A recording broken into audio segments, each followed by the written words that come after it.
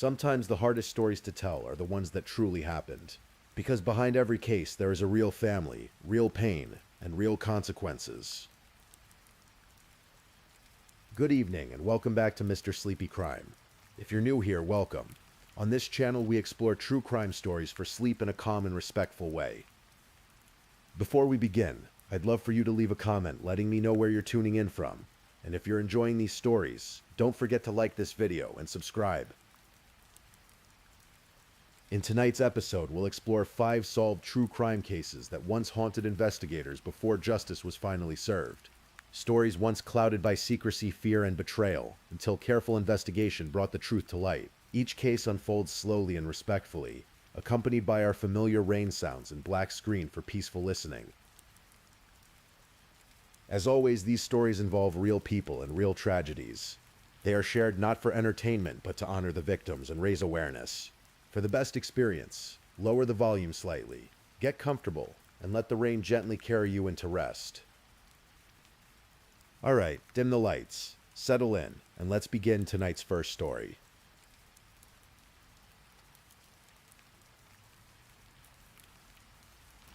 Story 1. The Murder of Hannah Leflar. Tonight we're going to explore a story that unfolded in the winter of 2015. In the quiet city of Regina, Saskatchewan. It's a story about a young girl named Hannah, a story about trust betrayed, and about the darkness that can sometimes hide behind familiar faces.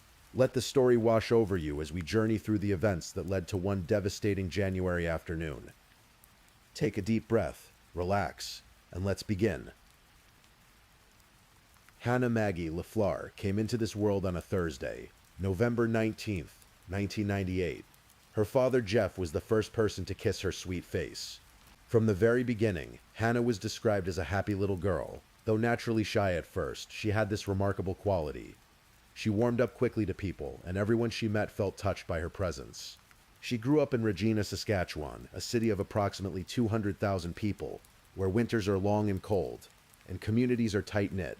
Hannah was fortunate to have 4 loving parents helping to raise her. Her mother, Janet, her stepfather, Wade Anderson, her father Jeff, and her stepmother Loredana. She had stepbrothers too, Dylan, Mitchell, and Alexandru. It was a blended family, but a loving one. As Hannah grew from that happy little girl into her teenage years, she blossomed. She was becoming bright, beautiful, and confident. She attended Tom Collegiate in Regina, where she was a grade 11 student on the honor roll.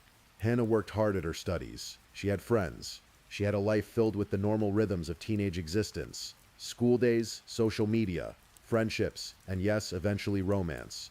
In the fall of 2014, as autumn leaves turned golden and fell from the trees in Regina, Hannah was 16 years old. She had recently celebrated her sweet 16th birthday, surrounded by friends who loved her. In photographs from that party you can see her smile, genuine, warm, the smile of someone who had no idea how little time she had left. Around this same time, Hannah had been in a relationship with a boy. For privacy reasons, because he was 16 when these events began. We'll call him by the name the courts eventually released.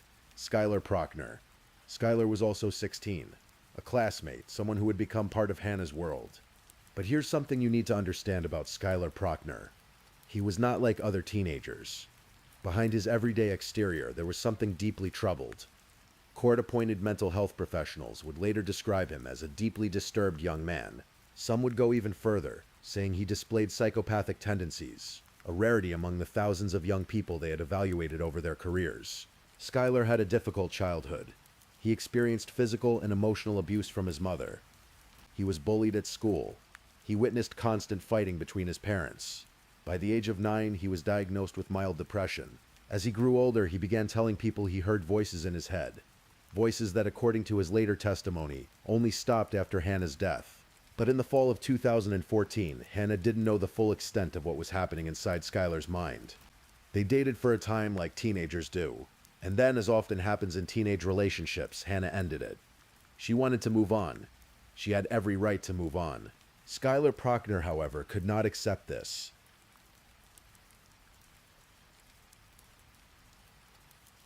After Hannah broke up with him, something dark took root in Skylar's mind.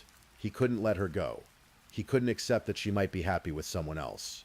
And when he learned that Hannah had started dating a new boy, that darkness grew into something more dangerous, obsession mixed with rage. In the confines of his bedroom, Skylar began fantasizing. Not just idle daydreams, but detailed, elaborate fantasies about hurting people. Specifically, he fantasized about hurting, possibly even killing Hannah's new boyfriend. And he began to make plans. He called it Project Zombify. It sounds almost absurd, doesn't it? Like something out of a teenager's violent video game fantasy. Baseball bats, including one that he drove nails through, creating a medieval-looking weapon.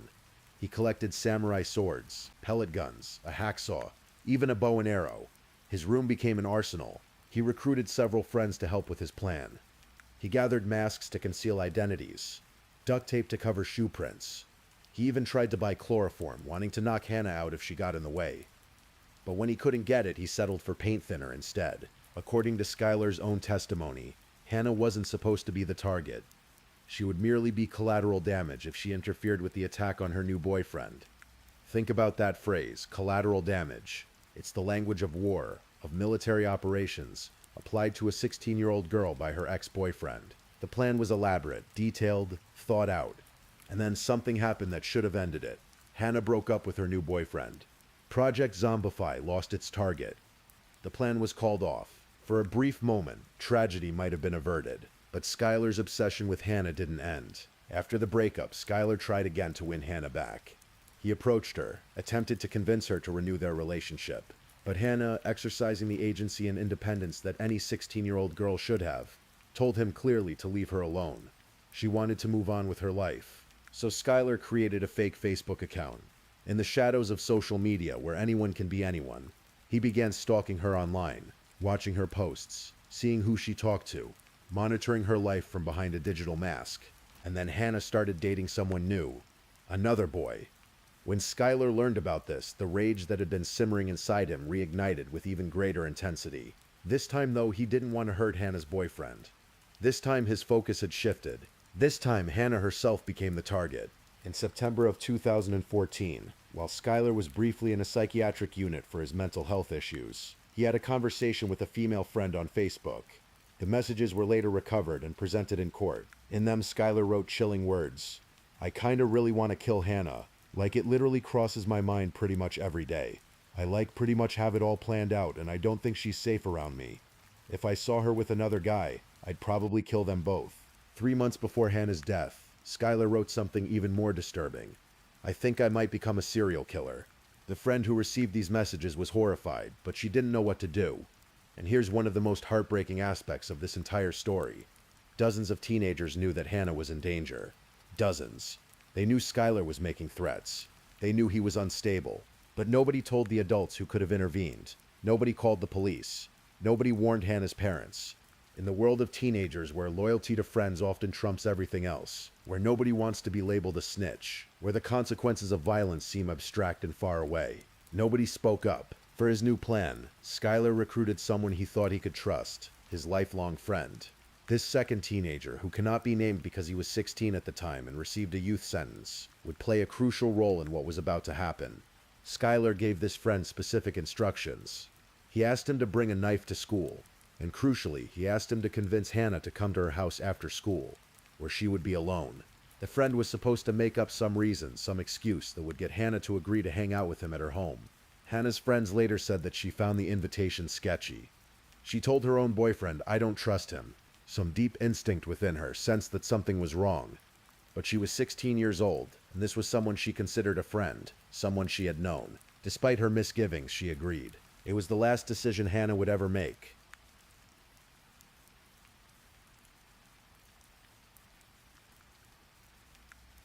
January 12th, 2015 was a Monday. A school day like any other in the depths of a Saskatchewan winter. The temperature in Regina that day would have been well below freezing. The kind of cold that makes your breath fog in the air and your fingers ache if you're outside without gloves for too long. Hannah went to Tom Collegiate that day. Like always, she attended her classes, she was doing well academically, an honor roll student with a bright future ahead of her. If you had seen her in the hallways that day, you would have seen a normal teenage girl, carrying books, talking with friends, living her life. But that afternoon, after school ended, 2 boys waited near Hannah's house on Garnet Street North. Skylar Prochner wore latex work gloves, the kind you'd wear if you didn't want to leave fingerprints. He wore dark jeans and a camouflage jacket, and he carried with him a hunting knife. His friend, the accomplice, had already done his job. He had convinced Hannah to meet him at her house. She had agreed, despite her misgivings, despite telling people it felt sketchy, and now she was heading home. The two boys staked out the house, waiting, watching. Hannah's stepfather, Wade Anderson, was at work. Her mother, Janet, was at work. The house at 400 Garnet Street North was empty. It should have been a safe place home, the one place where you're supposed to be protected from the world's dangers. Hannah arrived. The accomplice went with her into the house, and then Skylar followed.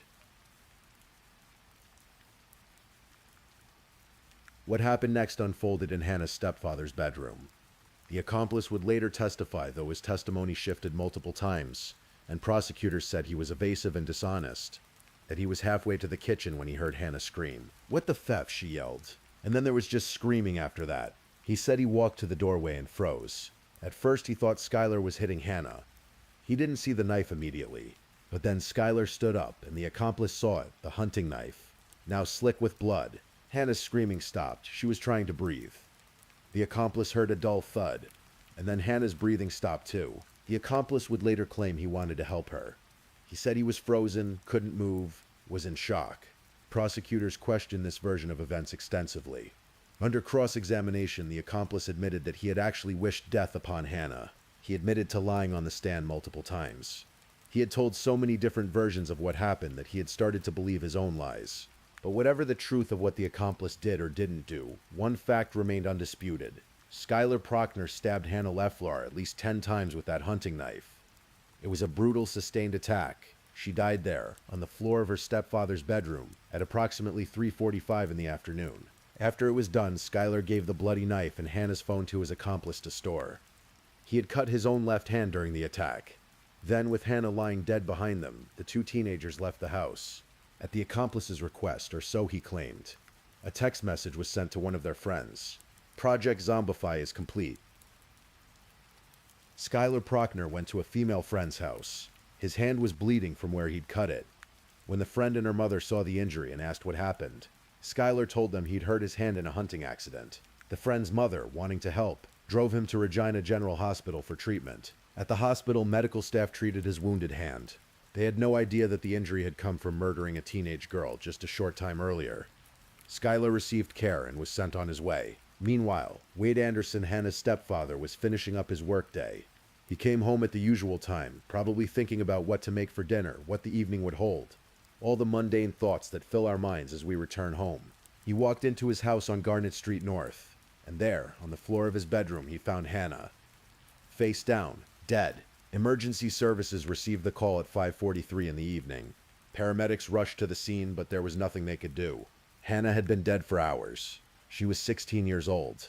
Her life, which should have stretched out ahead of her for decades, filled with graduations and first jobs and falling in love and traveling the world and all the 1,000 experiences she would never have ended in her stepfather's bedroom on a January afternoon. Wade Anderson's life changed forever in that moment. Janet Leflar's life changed forever. Jeff Leflar's life changed forever.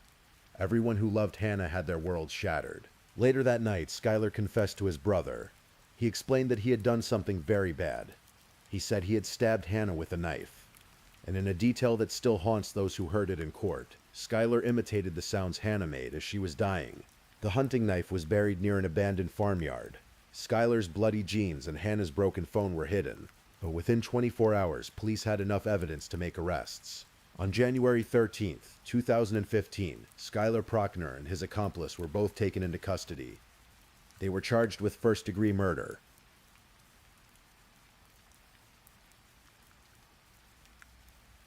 One week after Hannah's death, on January 19th, 2015, the Regina community held a candlelight vigil. It began at exactly 5:43 in the evening, the same time emergency workers had been called to Hannah's home 7 days earlier. Over 100 people gathered at Tom Collegiate. Many of them were students who had known Hannah. Some were parents, unable to imagine the horror of burying their own child. They lit candles against the January darkness. They walked from the school to Garnet Street, to the house where Hannah had died. Many shed tears as they set candles down outside the Leflar home. One of the organizers, a woman named Candace Nagy, explained why she felt compelled to do something. My son was friends with her, and I need to do something for healing for the kid. Healing for the parents. I can't imagine having to bury my child. Hannah's obituary, published in the Regina Leader Post, described her as having been a happy little girl who touched everyone she met throughout her short life. It said she was growing into a bright, beautiful, confident young woman when her life was taken suddenly and tragically. Her family, her mother Janet, her stepfather Wade, her father Jeff, her stepmother Loredana, her stepbrothers, all faced a grief that defied description. Janet Leflar would later say they were living in hell, trying to find some semblance of normalcy but unable to do so. The home where Hannah died remained their home, and Janet lived with constant anxiety about being in the place where her daughter was murdered. Because both Skylar Prochnow and his accomplice were 16 years old at the time of the murder, they initially could not be named under Canada's Youth Criminal Justice Act. They were tried in youth court, but the Crown prosecutors argued for adult sentences, which would mean harsher penalties and, crucially for Hannah's family, would allow their names to be made public. In April of 2016, over a year after Hannah's death, Skylar Prochnow pleaded guilty to first-degree murder. His accomplice was originally also charged with first-degree murder, but eventually pleaded guilty to second-degree murder. The sentencing hearings revealed disturbing details that the public hadn't known before. Evidence was presented about the weapons found in Skylar's room, the arsenal he had been collecting. Facebook messages were made public, showing his threats against Hannah and his musings about becoming a serial killer.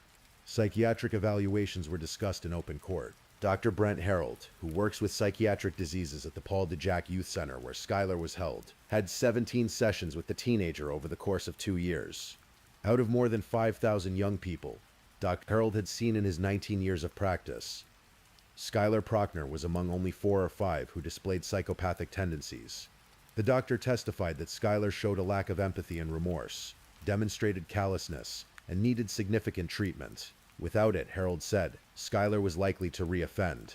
Another psychiatrist, Dr. Oladapo Soyemi, wrote in his report that Skylar had experienced numerous childhood adversities, including physical and emotional abuse from his mother, bullying at school, and witnessing constant parental conflict. But none of these factors excused what he had done. The judge who would ultimately sentence him, Justice Jennifer Pritchard, noted that these issues might explain some things about Skylar's psychology, but she wrote, "It does not rev them up to commit this type of cruel, persistent, bloody, and hands-on first-degree murder."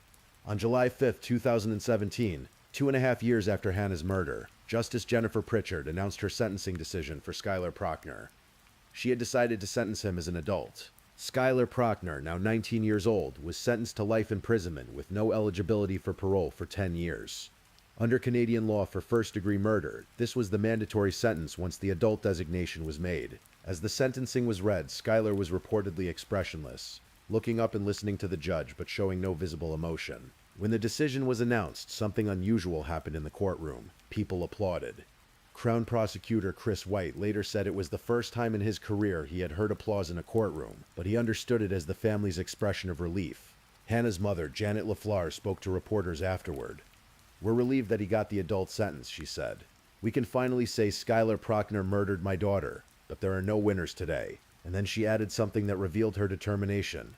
"I'll be back to fight for that too," referring to Skylar's eventual parole hearing, still a decade away. The family had been pushing hard for the adult sentence for a specific reason. They wanted Skylar Prochnow's name to be public. "I want his name Googled," Janet had said before the sentencing. She wanted the world to know who killed her daughter. In her 45-page sentencing decision, Justice Pritchard called Skylar the sole architect of Hannah's murder. She said he was fueled by jealousy and anger. She noted the brutality of the attack, describing it as cruel, persistent, bloody, and hands-on. She considered the way he killed Hannah and his perseverance in carrying out the attack, calling it a brutal and sustained attack. Skylar Prochnow was sent to a federal penitentiary to serve his sentence. He had been in custody at the Paul DeJack Youth Center since his arrest on January 13, 2015, more than 900 days, but now he would be transferred to an adult facility. The case of Skylar's accomplice was more complicated. Prosecutors argued that he should also receive an adult sentence, despite his claims that he had frozen during the attack and hadn't physically participated in the stabbing. The Crown Prosecutor Chris White made a powerful argument. He pointed out that the accomplice had lured Hannah to her house, knowing what Skylar intended to do. "You set her up to be alone. You ushered her to her death, Janet Leflar said in court, staring at the accomplice. White called the accomplice's lack of motive terrifying. Unlike Skylar, who was driven by jealousy and obsession, the accomplice had no romantic or personal reason to want Hannah dead. He simply went along with it. I wish death on Hannah Leflar, the accomplice eventually admitted in a dramatic courtroom outburst. After hours of questioning revealed inconsistencies in his testimony. The sentencing hearing for the accomplice lasted more than a week in September of 2017. He testified on his own behalf, changing his story multiple times. First, he claimed he had frozen and wanted to help Hannah. Under cross-examination by prosecutor Chris White, who called him evasive, self-serving, and testy, the accomplice's testimony fell apart. He eventually admitted to lying extensively about his level of involvement, about his feelings toward Hannah, about nearly everything. Court psychologists painted a picture of a teenager from a troubled background. He'd had a rocky childhood, experiencing abuse from caregivers. In elementary school, he'd been a loner who had temper tantrums and was bullied. He struggled to make and keep friends, but he'd also held a steady job at a fast food restaurant and used his earnings to help provide for his family. Justice Leon Schwann, who presided over the accomplice's sentencing, noted that he had lived the life of an average 16-year-old, be it playing video games, having a girlfriend, and going to school. But she also wrote, "The truly unfortunate part is that Skylar Prochner, his closest friend, was dangerously dark and unstable." On November 7, 2017, Justice Schwann announced her decision. Despite the Crown's arguments, she concluded that the prosecution had not proven the accomplice had enough moral blameworthiness or culpability to warrant an adult sentence. The accomplice, now 19 years old, received a youth sentence, 7 years through Saskatchewan's intensive rehabilitative custody supervision program, with 4 years to be served in custody and 3 years in the community. Because of the youth designation, his name would remain protected by law. The public would never know his identity. Hannah's family was devastated. They sobbed in the courtroom. Janet Leflar later said the family was upset and didn't see this as closure. They had hoped the accomplice would receive an adult sentence like Skylar had. Even the accomplice's own brother was outraged. As he left the courtroom, he shouted, "You deserved an adult sentence." Justice Schwann's 62-page decision acknowledged that it was not an easy one to make. She wrote that she was very mindful of the extreme violence perpetrated on an innocent young girl within the sanctuary of her own home, for no apparent reason other than to avenge a jilted boyfriend's hurt feelings. But she felt that the accomplice's reduced level of planning, the fact that he was not the key perpetrator, his age, his lack of a prior criminal record, and his immaturity and vulnerability all weighed in favor of a youth sentence. She concluded that the accomplice presented a low risk to reoffend, provided he received proper treatment for his undiagnosed disorders, in addition to his depression. The IRCS program, she felt, was his best shot at rehabilitation. The accomplice was given no credit for time already served. He would spend 4 years in custody at a youth facility, though he would have to transfer to an adult facility when he turned 20.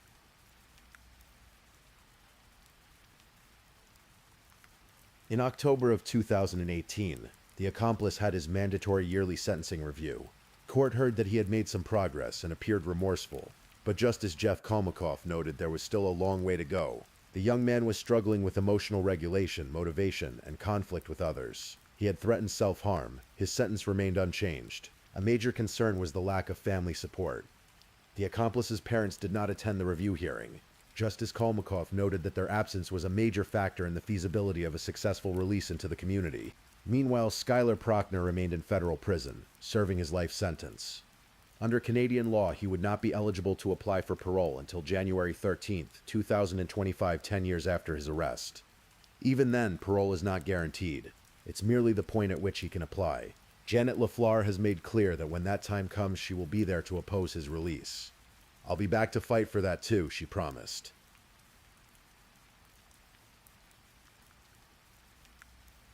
Looking back on Hannah Leflar's murder, so many questions linger in the air like smoke that won't dissipate. How did a 16-year-old boy amass an arsenal of weapons in his bedroom without adults noticing?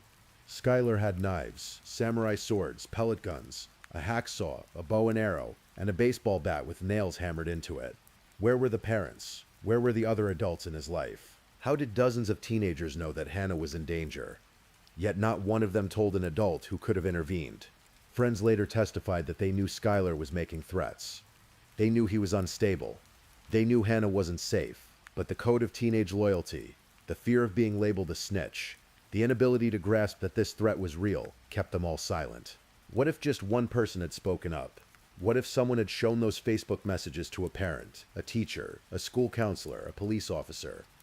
Would Hannah Leflar still be alive? And what about Hannah herself, who felt that the invitation was sketchy, who told people I don't trust him? She had good instincts. Something inside her knew. But she was 16 years old and he was a friend, and surely nothing that bad could happen. How many times do we all ignore our own instincts because we don't want to seem rude or paranoid? The psychology professor at the University of Regina, Dr. Bridget Kless, spoke about the unique trauma of losing a loved one to violence. The loss itself is always going to be horrifying, she said. When death comes suddenly and violently, when it happens to someone young in a place that should have been safe, the grief becomes more complicated, more difficult to process. Janet Leflar said she severed some relationships because of her grief. She hasn't been able to work since the day Hannah was killed. She lives with anxiety about being in the home where her daughter was murdered. Wade Anderson will forever carry the memory of finding Hannah's body. Jeff Leflar lost his only child. You can't go forward, you can't go back, you're in limbo, Jeff said. We've been given a life sentence.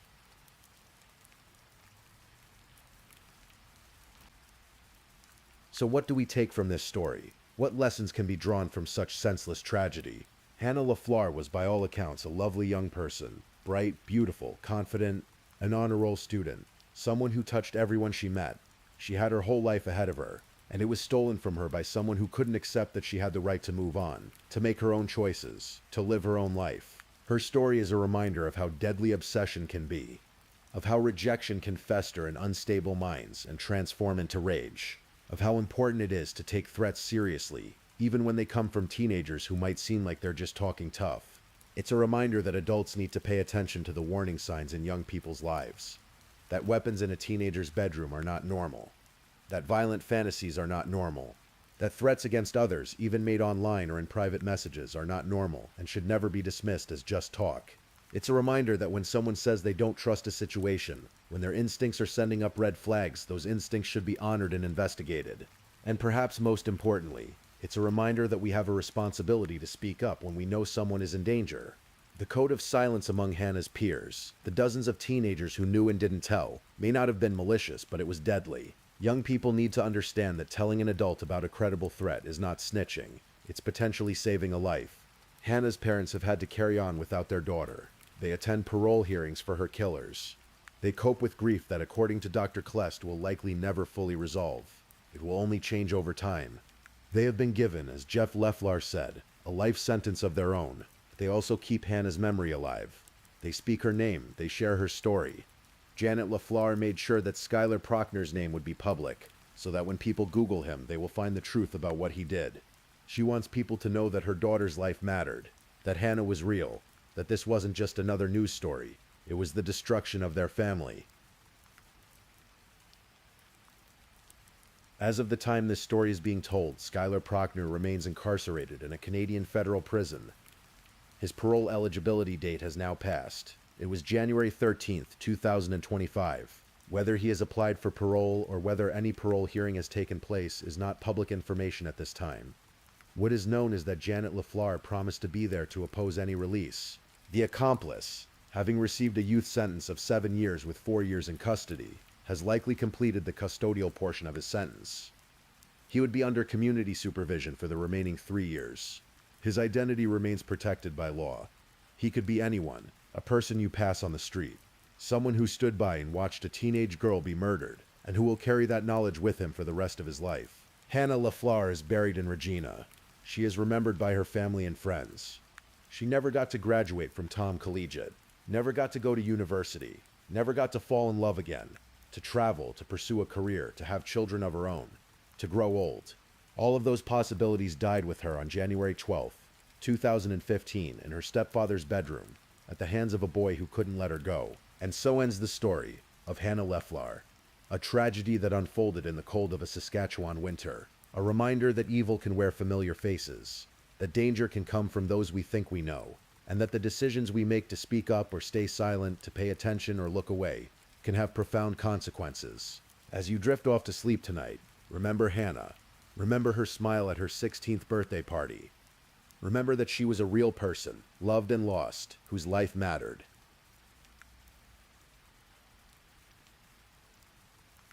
If this is your first time listening to one of our true crime stories, welcome to Mr. Sleepy Crime, where we explore these cases in a calm and respectful way. I also want to take a moment to appreciate my amazing subscribers who've been rocking with me. Thank you so much for your continued support. If you're still awake and listening, don't forget to drop a comment. Let me know where you're tuning in from and the current time in your corner of the world. Or just say something to let me know you're still here. And if you haven't already, be sure to like this video and subscribe so you don't miss our next true crime stories for sleep. Now let's move on to our second story.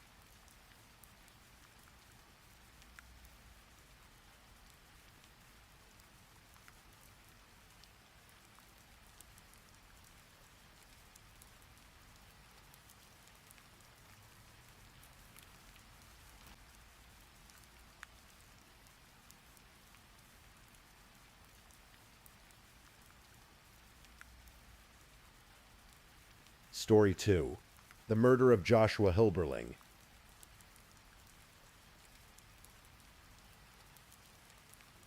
Tonight we'll explore a case that captivated the nation, a story that unfolded high above the streets of Tulsa, Oklahoma, a story of young love, turbulent marriage, and a tragic fall that left more questions than answers. This is the case of Joshua Hilberling. This is a story that took place on a summer day in 2011. In an apartment tower that rose 25 stories above downtown Tulsa. It's a story about Joshua and Amber Hilberling, two young people whose whirlwind romance would end in tragedy, leaving behind a baby who would never know his father, and questions that still linger to this day.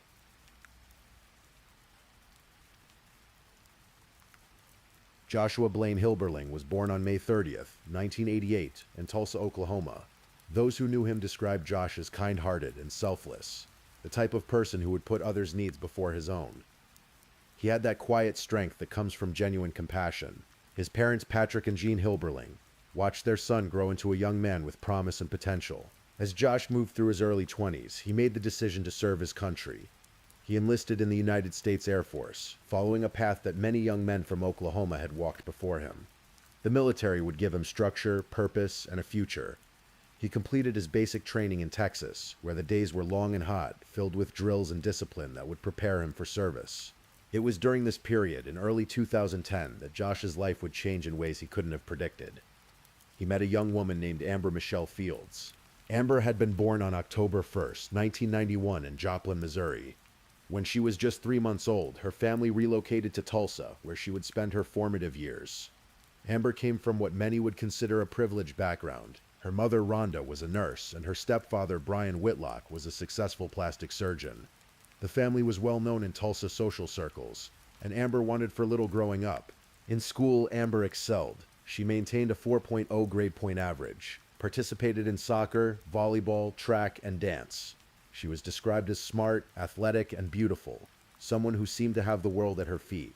She loved fashion, makeup, and shoes. She was a talented writer. By all outward appearances, Amber Fields had a bright future ahead of her. When Josh and Amber met in early 2010, the attraction was immediate and intense. What began as a casual meeting quickly blossomed into a whirlwind romance. Friends would later describe them as being completely enamored with each other. Amber often spoke of Josh as the love of her life. For Josh, Amber represented something exciting, someone who brought energy and passion into his world. But there was a complication on the horizon. Josh had received his orders from the Air Force.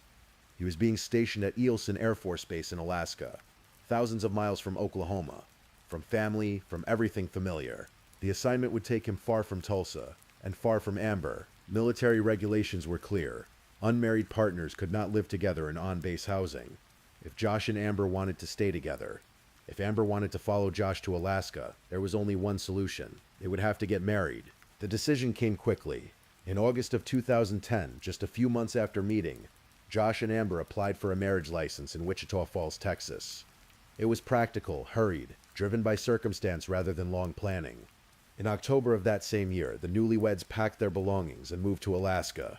At 22 years old, Josh was starting a new chapter in his military career.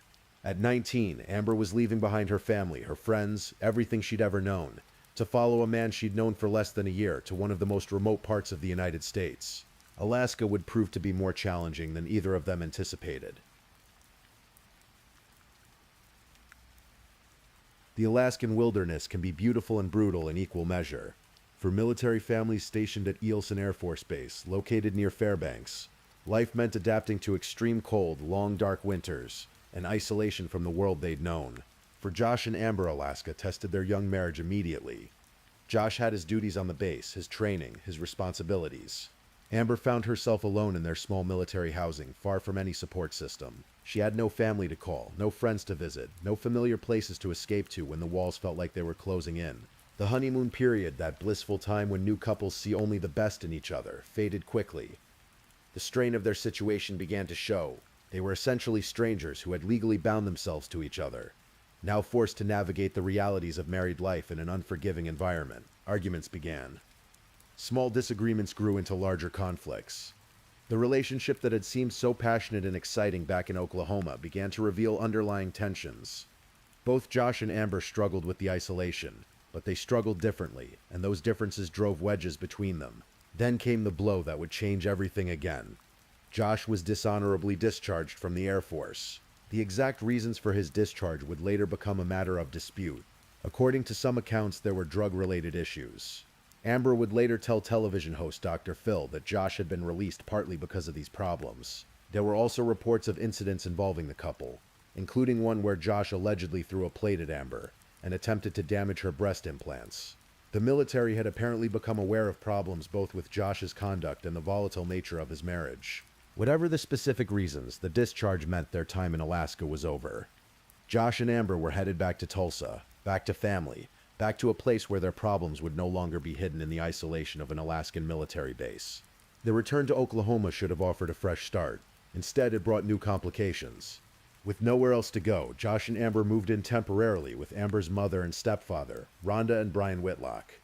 The arrangement was meant to be short-term, just until the young couple could get on their feet and find a place of their own.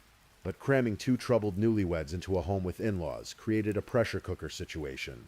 The arguments between Josh and Amber didn't stop. If anything, they intensified. Now they were happening under Rhonda and Brian's roof, and the Whitlocks had a front row seat to just how dysfunctional their daughter's marriage had become.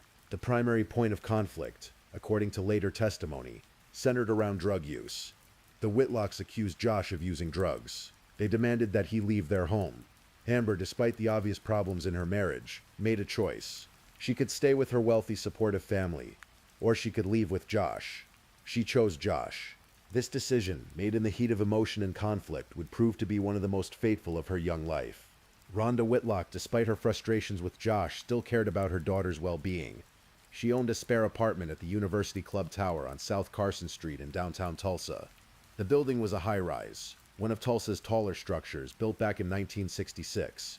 Rhonda typically used the apartment for out-of-town guests, but now she offered it to Josh and Amber as a place to live while they sorted out their situation. The apartment was on the 17th floor. Later, this detail would become crucial, though at the time it seemed unremarkable. It was Unit 2509. The windows in the apartment, like all the windows in the aging building, were large and offered sweeping views of downtown Tulsa. On a clear day, you could see for miles. By the spring of 2011, Josh and Amber had settled into this high-rise apartment. But settling in didn't mean finding peace. The relationship continued to deteriorate, and then Amber discovered she was pregnant.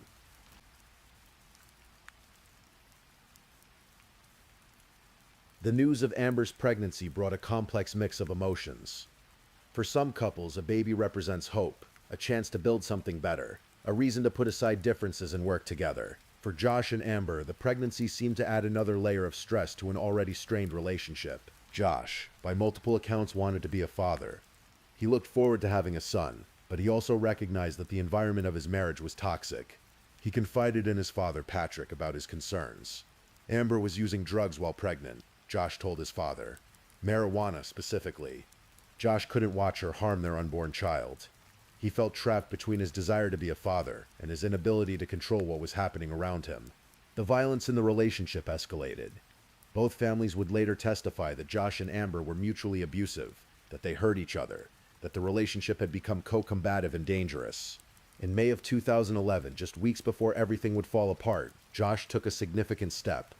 After an incident where Amber threw a lamp at him, causing an injury that required stitches and staples, Josh filed for a protective order against his wife.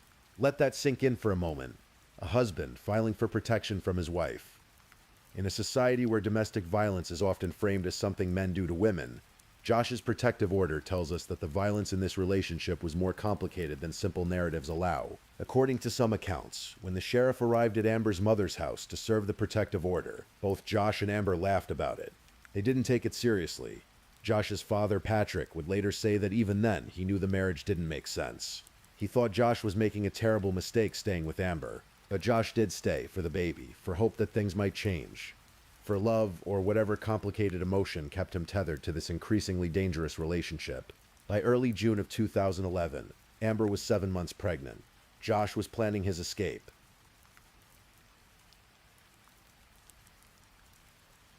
The morning of June 7th began like many others in apartment 2509.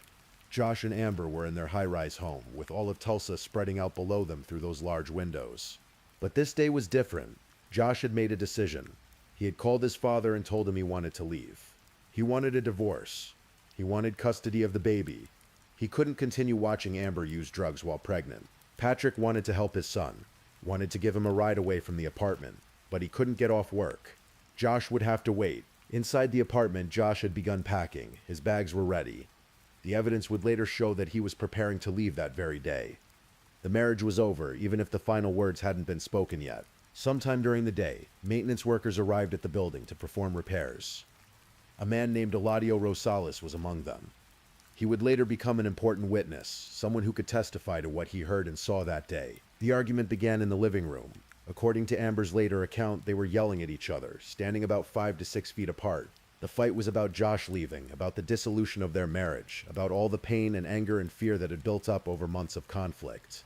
Amber's version of events. The story she would tell repeatedly in interviews during her trial, and in the years that followed, went like this. Josh reached toward her. He grabbed her by the shoulders and began to shake her. Amber, thinking of her unborn baby, pushed Josh away from her to protect herself and her child. Josh lost his balance. He stumbled backward, and then in a moment that would change everything, he fell through the window that should have been stronger, the window that was made of glass too thin for a high-rise building. The window that shattered on impact, sending Josh tumbling into open air. The neighbor in the adjacent apartment reported hearing the sounds of a fight, then silence, then screaming. Josh fell 17 stories. The drop took approximately 3 to 4 seconds.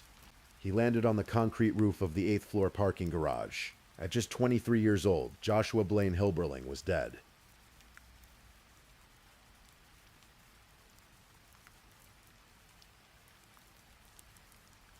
Amber's reaction was immediate and desperate.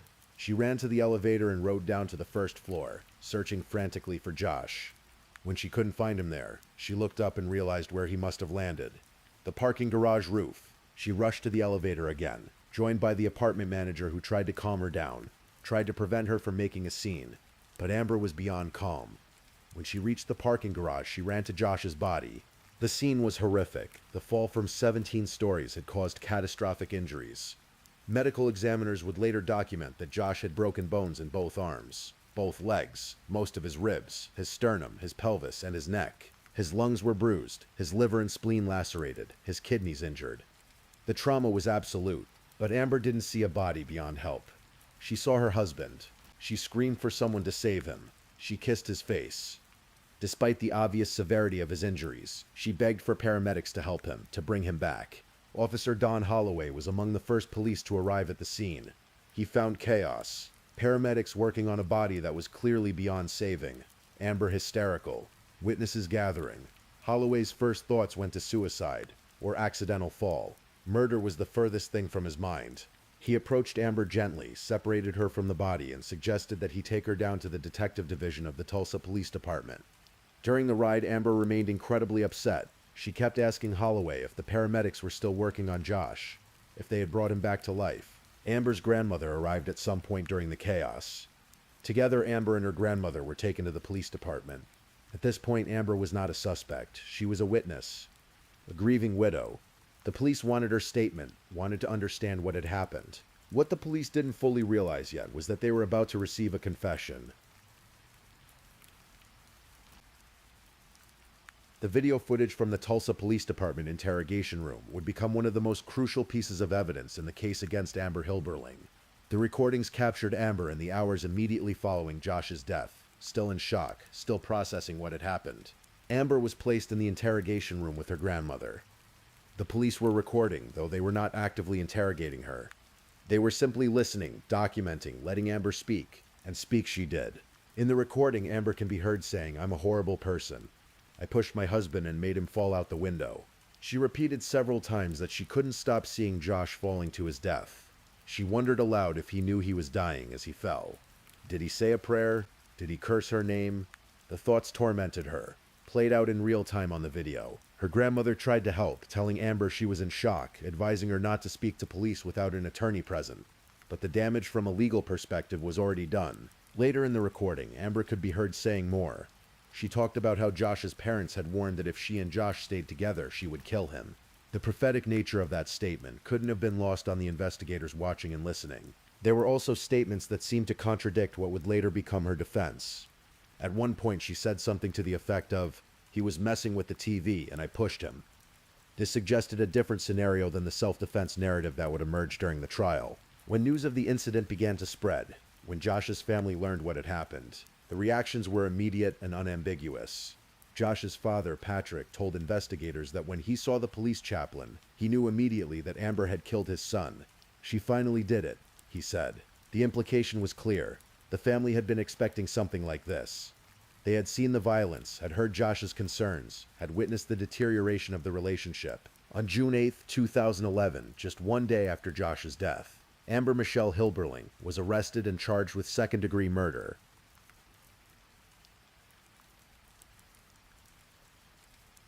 The investigation into Josh's death moved quickly. Detectives examined the apartment, looking for signs of what had happened in those final moments. What they found was telling. The apartment showed no signs of a struggle. Furniture was in place. Nothing was knocked over or broken, except for the window itself. The scene suggested that whatever violence had occurred, it had been brief and localized to the area near the window. Detectives found the protective order that Josh had filed against Amber just weeks earlier. They found Josh's packed bags, confirming that he had been planning to leave. These pieces of evidence painted a picture of a man trying to escape a dangerous relationship. The window itself became a focal point. The glass was thin, thinner than modern building codes would require for a high-rise. The University Club Tower had been built in 1966, and the windows had never been upgraded to meet more stringent safety standards. A window expert would later testify that the glass was equivalent to what might be found in picture frames, utterly inadequate for a building of that height. This raised complicated questions. If Amber had pushed Josh, which she admitted doing, but the window shouldn't have broken so easily, was she fully responsible for his death? Or did the faulty window bear some of the blame? The medical examiner's findings left no doubt about the cause of death. Josh had died from multiple blunt force injuries consistent with a fall from a great height. The specific pattern of injuries couldn't determine whether Josh had gone through the window face first or back first, which became important for determining whether he had been pushed from behind or had fallen backward during a confrontation. As the case developed, both the prosecution and the defense began to build their narratives. The prosecution saw a clear case of murder. Amber had a history of violence toward Josh. She had thrown a lamp at him hard enough to require medical attention. She had admitted on camera to pushing him out the window. She was volatile, possibly using drugs, and when Josh tried to leave her, she killed him in a fit of rage. The defense saw something different. They saw a young woman in an abusive relationship who had acted in self-defense. Yes, she pushed Josh, but only after he grabbed her while she was 7 months pregnant. The push was defensive, meant to get him away from her and protect her unborn child. The window breaking was a tragic accident, an unforeseeable consequence of faulty building maintenance. The state offered Amber a plea deal. If she would plead guilty to killing Josh, they would recommend just 5 years in prison. Given that she'd already served time in jail, awaiting trial, she could potentially be out in a few years. She could raise her baby, she could rebuild her life. Amber refused. She would not admit to intentionally killing her husband. She maintained that she never meant for Josh to die, that the window wasn't supposed to break, that this was a terrible accident during a moment of self-defense. So the case went to trial.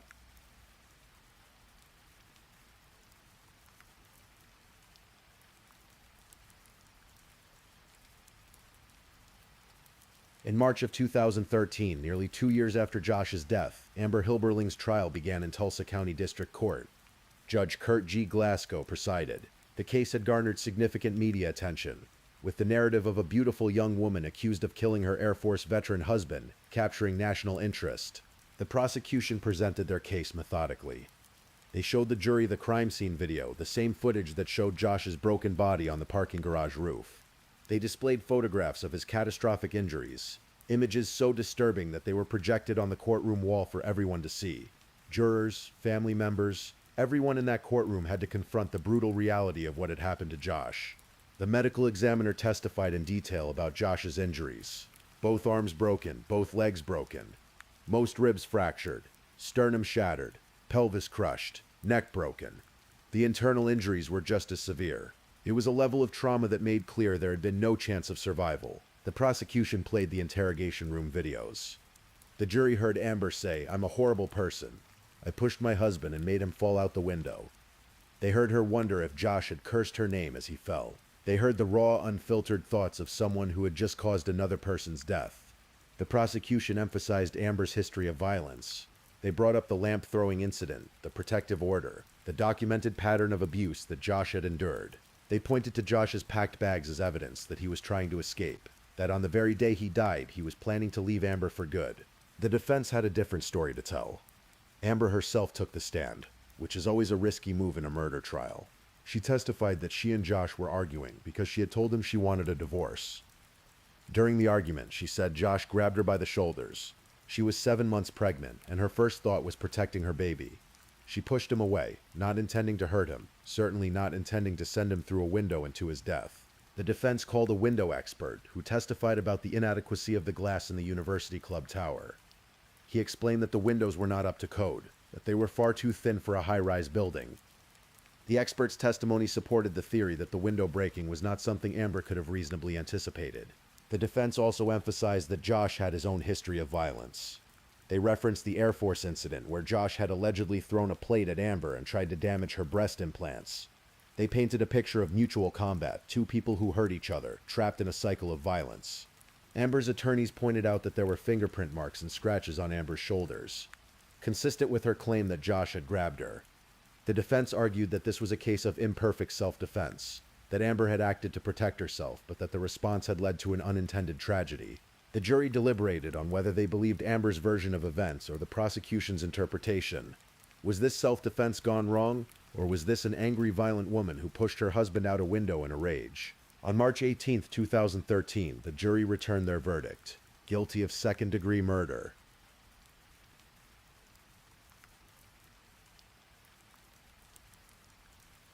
The guilty verdict was devastating to Amber and her family. They had genuinely believed that a jury would see the case as a tragic accident, that the evidence of Josh's own violent behavior would create reasonable doubt. The jury recommended a sentence of 25 years in prison. On April 23, 2013, Judge Glasgow formally sentenced Amber to that full 25 years. He also fined her $10,000 and ordered her to pay over $6,000 to the Victims' Compensation Fund.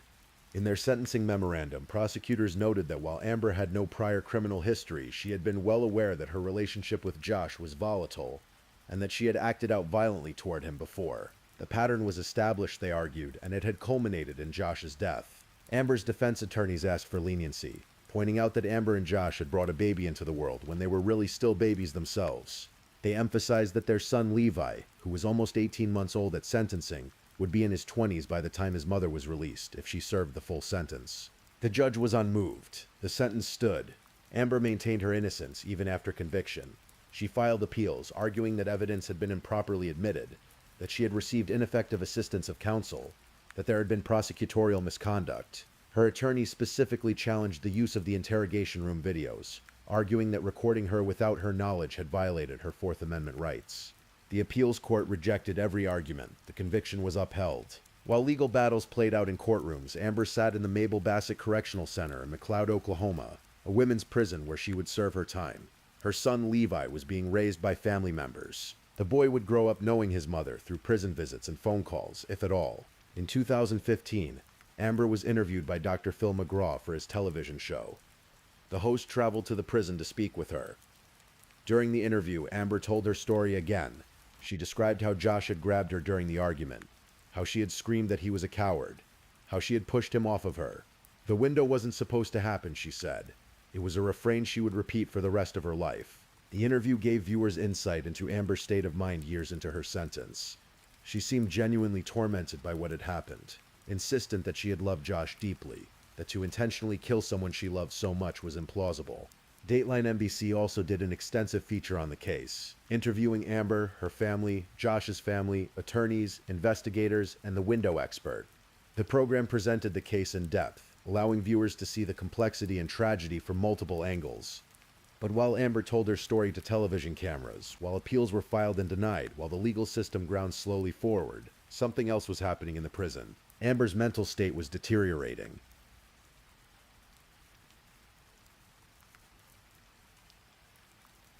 Prison is difficult for anyone, but for a young woman who had come from a wealthy family, who had grown up with every advantage, the experience was particularly brutal. Amber was serving her time at Mabel Bassett Correctional Center, a facility that was overcrowded, understaffed, and plagued by the kinds of problems that afflict many state prisons. Oklahoma has the highest incarceration rate in the United States, for both men and women.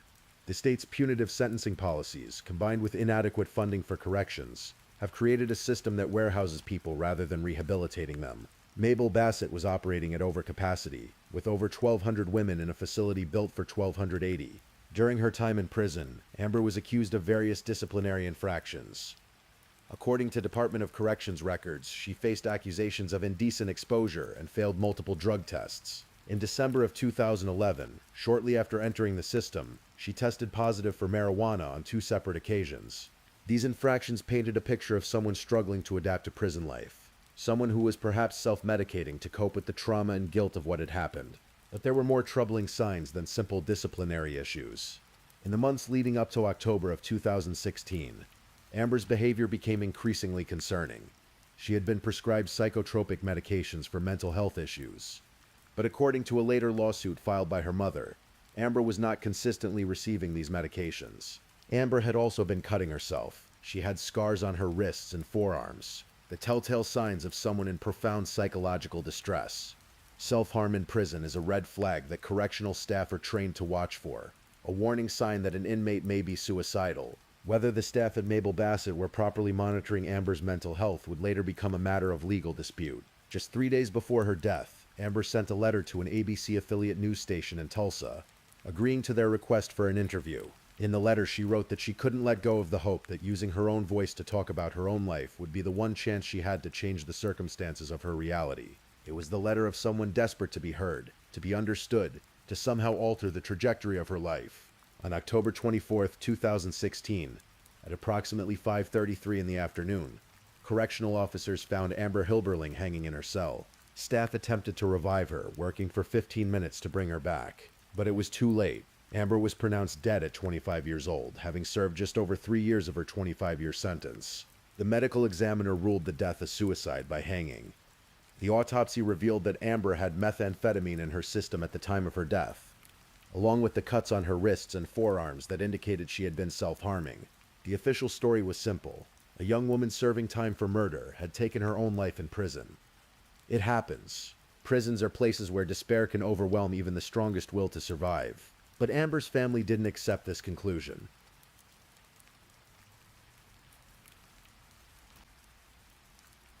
Amber's mother, Rhonda Whitlock, appeared on Dr. Phil's show after her daughter's death.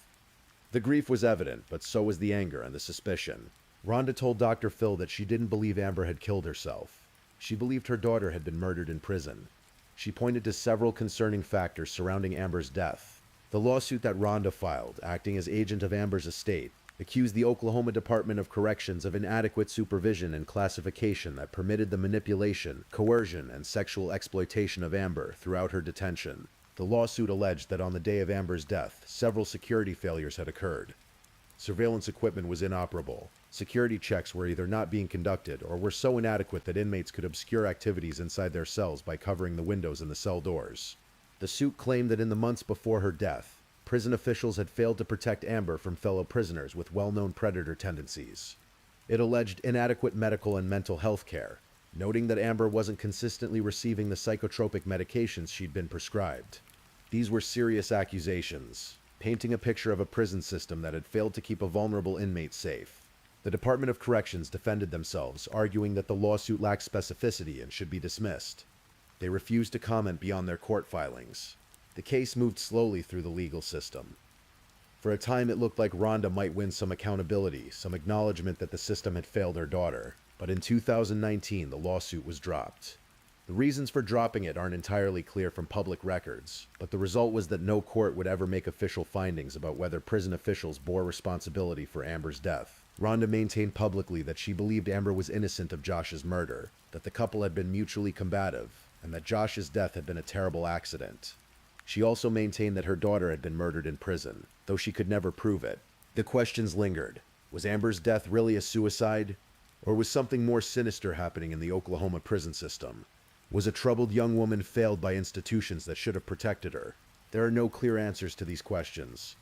Like so much in the story of Joshua and Amber Hilberling, the truth is complicated, contested, and ultimately unknowable.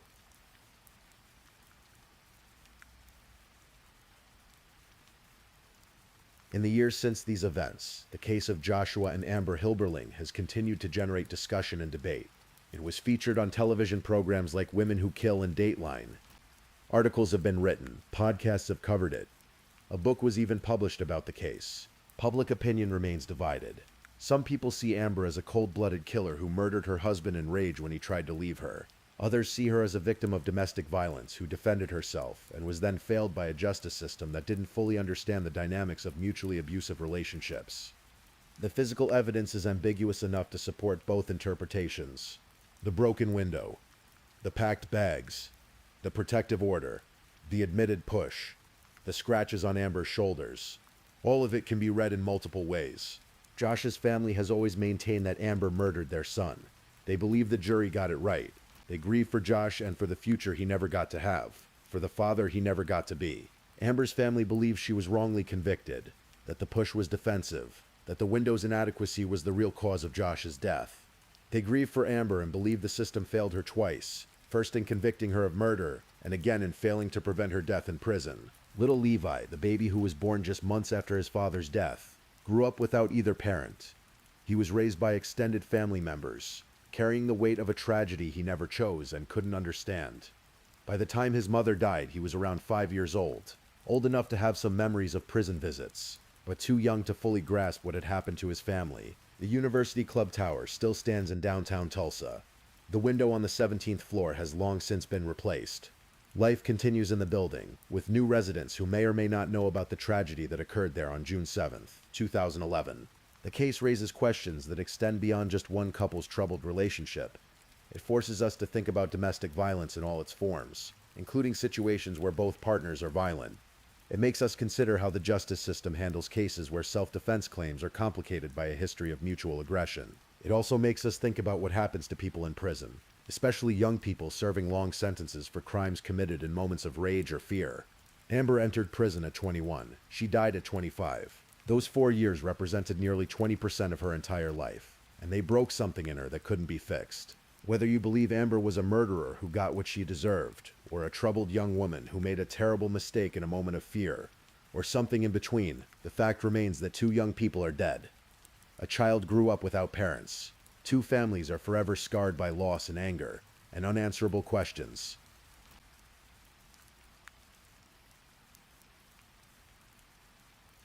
As we come to the end of this story, take a moment to just breathe. The details will fade as you drift towards sleep. That's okay, you don't need to remember every fact, every date, every name. What remains is the human tragedy at the core of this case. 2 young people who met and fell in love, who made choices that led them to a high-rise apartment in Oklahoma, to an argument on a summer day, to a window that wasn't strong enough, to 17 stories of fall time that ended everything. Joshua Hilberling never got to meet his son. He never got to grow old. His life ended violently, painfully, in a way no one deserves. Amber Hilberling never got to raise her child. She spent the last years of her life in a prison cell, tormented by what happened, insisting until the end that she never meant for Josh to die. Their story is a reminder that domestic violence is complicated, that relationships can be toxic in ways that endanger everyone involved, that quick decisions made in moments of anger or fear can have consequences that echo for years. It's a reminder that the justice system, for all its procedures and rules, can't always give us the neat answers we want. Sometimes guilt is clear. Sometimes it's murky. Sometimes reasonable people looking at the same evidence reach completely different conclusions. And it's a reminder that prisons are places where vulnerable people can fall through the cracks, where mental health crises can end in tragedy, where the systems meant to contain and rehabilitate can instead destroy. As you drift off to sleep, let these thoughts settle gently. Tomorrow, this story will be just a memory, something you heard once in the quiet hours of night. But for now, in this moment, we've remembered Joshua and Amber, two people whose lives became entwined in tragedy.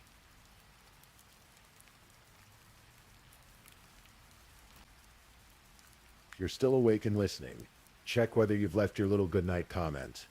I always check your comments before I sleep too.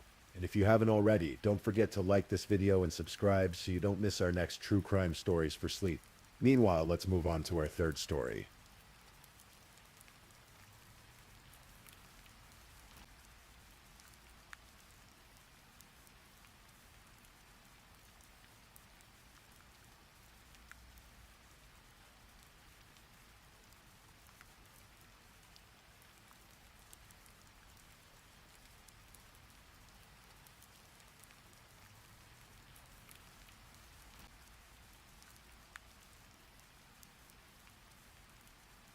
Story 3.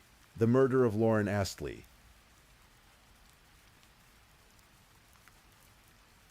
Tonight we're traveling to a quiet corner of Massachusetts, to a town where everyone knew everyone, where teenagers went to football games on Friday nights and spent summers by the lake. It's a story about young love, about the fragile nature of teenage relationships, and about a tragedy that would shake an entire community to its core. This is a story that matters.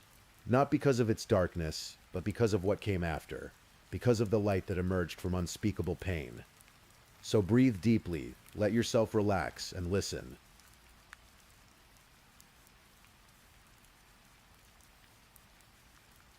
Wayland, Massachusetts is the kind of town that appears in postcards. Nestled in the Metro West region of the state, just 18 miles west of Boston, it's a peaceful, semi-rural community where the Sudbury River winds through marshes and meadows that have remained relatively untouched for centuries. The population hovers around 14,000 people. Families choose to settle here for the excellent school system, consistently ranked among the best in the Commonwealth.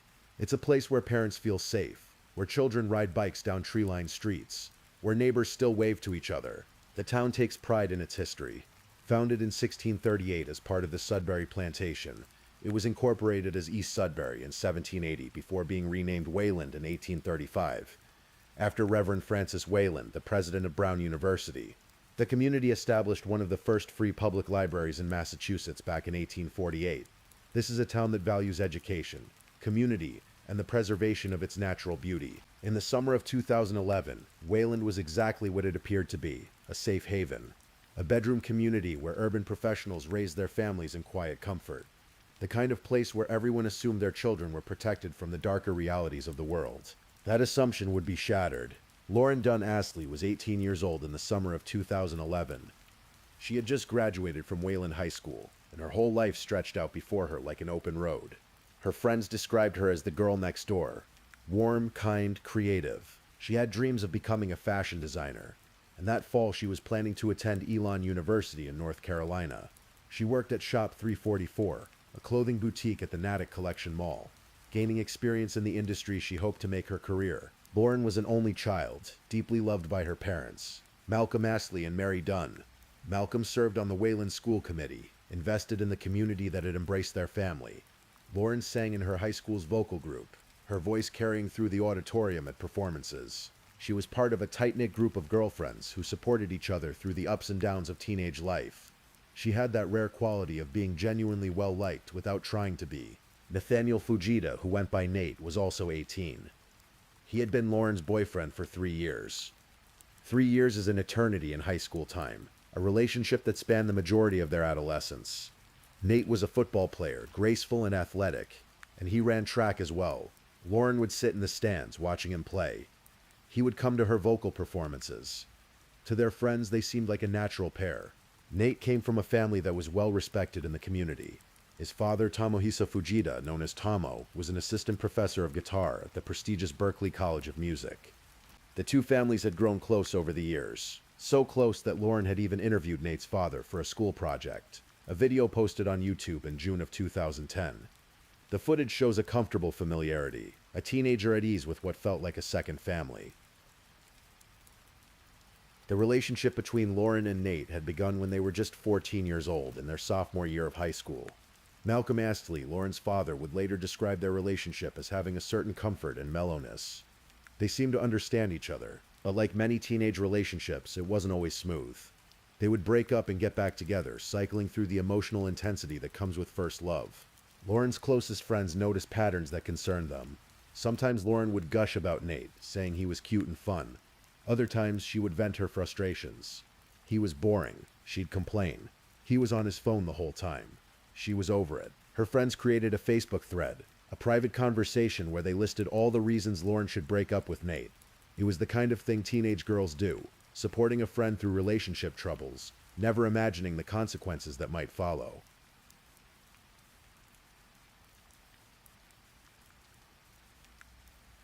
In April of 2011, on her 18th birthday, Lauren made a decision. She ended the relationship with Nathaniel Fujita for good. It was April 1st. She was ready to move forward with her life, to go to college, to meet new people, to discover who she was beyond the identity of being someone's girlfriend. For Nate, the breakup was devastating. Friends noticed immediate changes in his behavior. He became withdrawn, less social. The depression was visible. He stopped looking forward to college. Nothing seemed to matter to him anymore. One childhood friend would later testify that Nate seemed to lose all motivation for life after Lauren left him. But Lauren tried to do the kind thing. She attempted to maintain a friendship. In the beginning of summer, after graduation, Lauren and her friends threw a party. It was meant to be a celebration, the traditional marking of the end of one chapter and the beginning of another. Nate was invited, included in the gathering of their mutual friend group. The party would reveal the depth of Nate's pain. He arrived intoxicated. When he saw Lauren talking to other guys, something inside him snapped. He approached her, angry, demanding her attention. She refused. She asked him to leave her alone. Lauren went to her mother, crying. "He will not leave me alone," she said. "He's harassing me. He doesn't want me to dance with anybody." Nate's rage escalated. He punched one of the poles holding up the tent where 150 partygoers were gathered. The tent collapsed.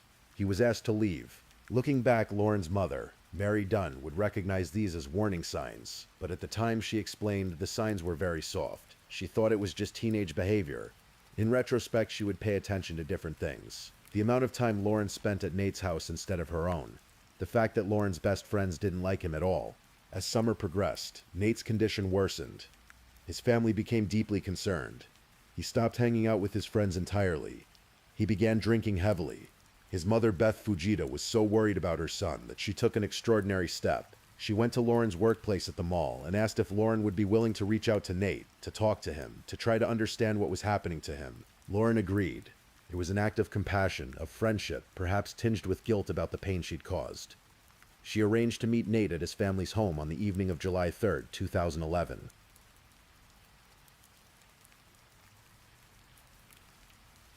July 3rd was a Sunday. Lauren began her day normally, going to work at the mall. Surveillance footage captured her riding the escalator at 9:45 in the morning, just another teenage girl heading to her shift at the clothing store. Throughout the day, she and Nate exchanged phone calls. There were 3 calls between them.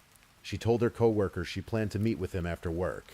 At 6:45 in the evening, security cameras caught Lauren leaving the mall on her phone. She was talking to Nathaniel Fujita. Lauren had plans that night. Her close friend Genevieve was expecting her. The whole friend group was supposed to hang out together. But first, Lauren was going to check on Nate. At 7:05, she sent her final text message. One word. Here. She had arrived at the Fujita house on West Plain Street in Wayland. What happened next took place in the garage. Away from cameras, away from witnesses. Nate would later tell a psychiatrist that they began walking toward the garage to talk. He remembered grabbing a bungee cord.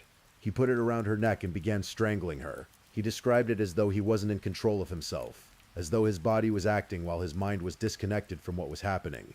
The medical examiner would later determine that Lauren died from a combination of strangulation and wounds to her neck.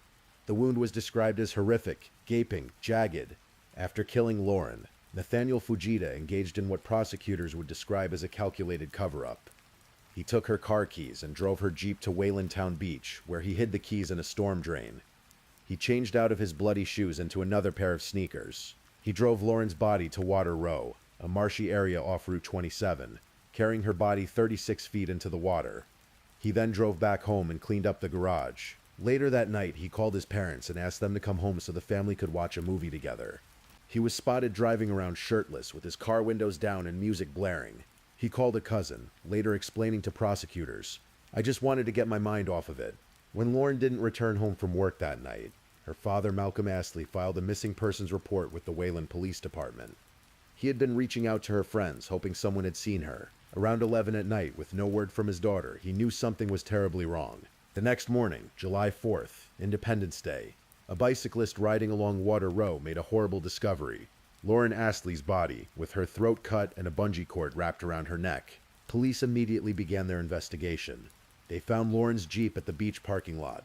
They questioned Nathaniel Fujita. He told them that Lauren had visited his home around 7:45, that they'd spoken briefly while she remained in her car, that it had been awkward, and then she'd left. He said she'd parked her car up the road, but investigators were thorough.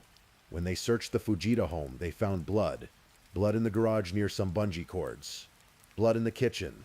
Blood on a bathroom sink. Blood on an exterior door handle. In an attic crawl space above Nate's bedroom, hidden behind ceiling panels, they discovered a plastic bag containing blood-soaked clothing. They found sneakers speckled with blood, a sweatshirt filled with water and dirt, consistent with having been in marshland. 2 days after Lauren's body was found, on July 6th, Nathaniel Fujita was arrested and charged with first-degree murder. He pleaded not guilty.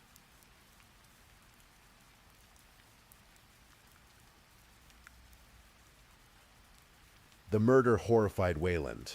The town hadn't seen a homicide since 1985. This was a community where people felt safe, where they knew their neighbors, where teenagers were supposed to be protected. And now 2 of their own children, 2 graduates of Wayland High School, 2 young people who had been part of the fabric of the community, were at the center of an unspeakable tragedy. What happened next was remarkable. Malcolm Astley, standing before cameras and microphones, his daughter's body barely cold, chose a path that many would find incomprehensible. He expressed empathy for the Fujita family. "Lauren's mother and I share the anguish of Nate's parents, who put so much caring into Nate, and my daughter as well," he said at the arraignment. "We want them to know that." His response drew attention far beyond Wayland. Commentators and scholars discussed the nature of forgiveness, of empathy in the face of unimaginable pain. Malcolm Astley wasn't excusing what had happened. He was recognizing the complexity of the situation, the tragedy that had befallen both families, the anguish of parents who had loved their children and never imagined such an outcome. The Middlesex District Attorney, Gerard Leone, characterized the case as teen dating violence. Lauren broke off the relationship, he told reporters. "It's a classic fatal paradigm that we see around teen dating relationships.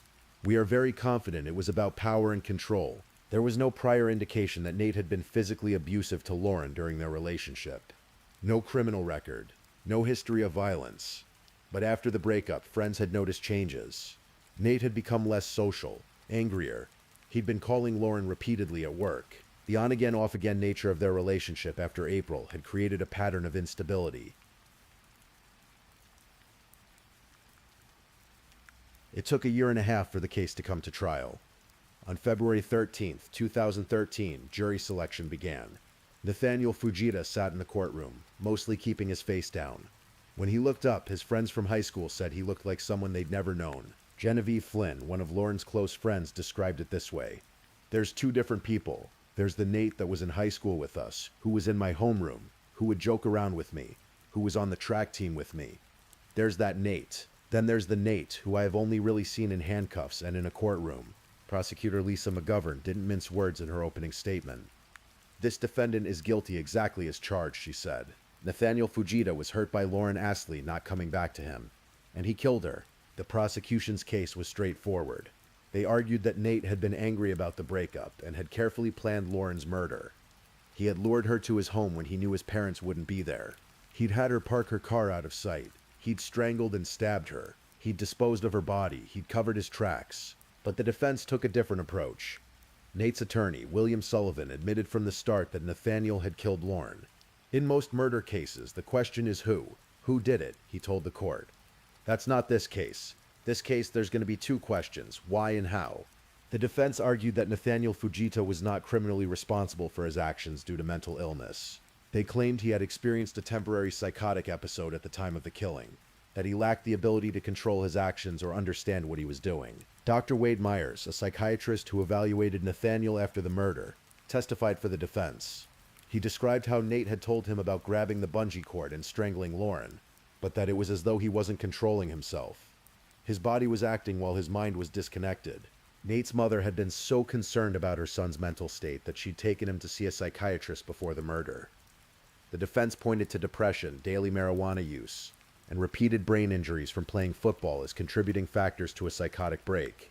But the prosecution presented a different picture. Their psychiatric expert testified that Fujita had acted out of rage, not psychosis, and they focused heavily on his actions after the killing. The methodical cover-up, taking the car keys, hiding them in a drain, changing his shoes, disposing of the body, cleaning the garage, calling his parents to come home for a movie night. Say what you will about fairy godmothers. Prosecutor Lisa McGovern told the jury, "There is no psychosis fairy who magically sprinkled a temporary dose of psychosis on this defendant. The evidence shows, yes, he took the car to the beach. He hid the keys in the drain. He changed out of his bloody shoes into another pair of sneakers. He drives Lauren Astley's body to the marsh. He carries it 36 feet into the water. He drives back home. He cleans up the garage. He wasn't exhibiting a single symptom of psychosis.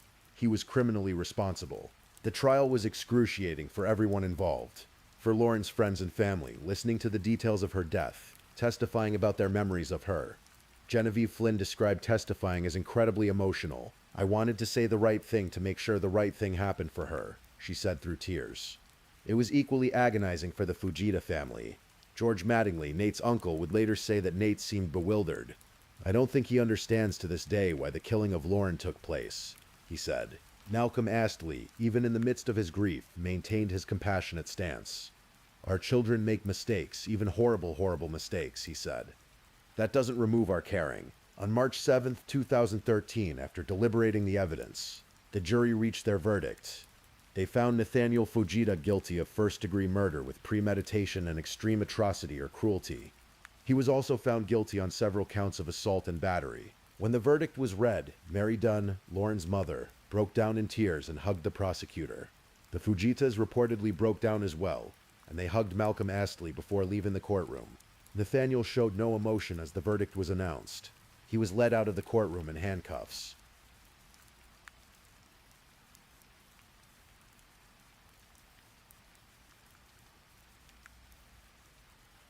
The sentencing came that same afternoon.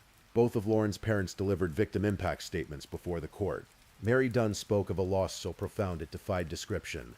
"I do not know how I will fully live again without my daughter," she told the court. "Never again will I be called Mom. I miss her voice desperately."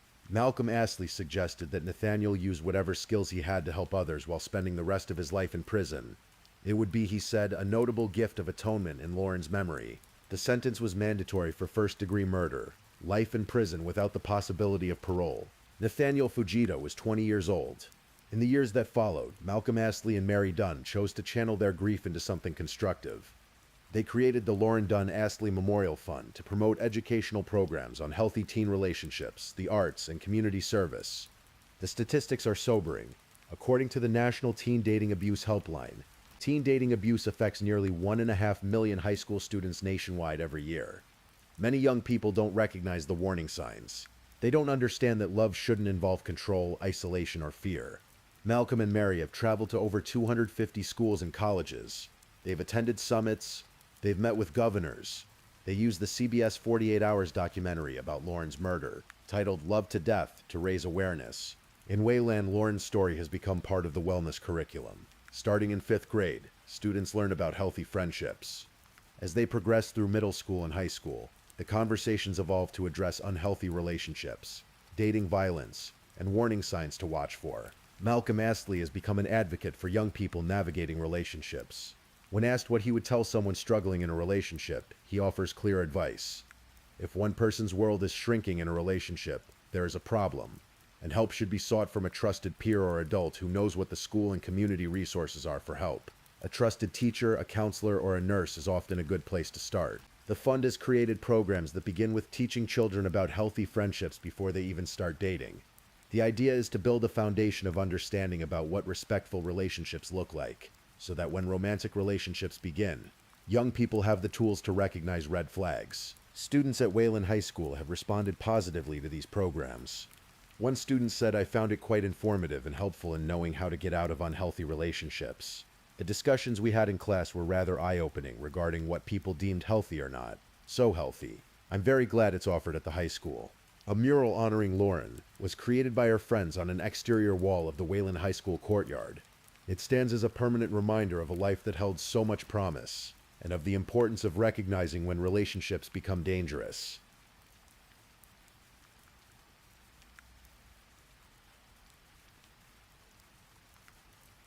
The story didn't end with the conviction.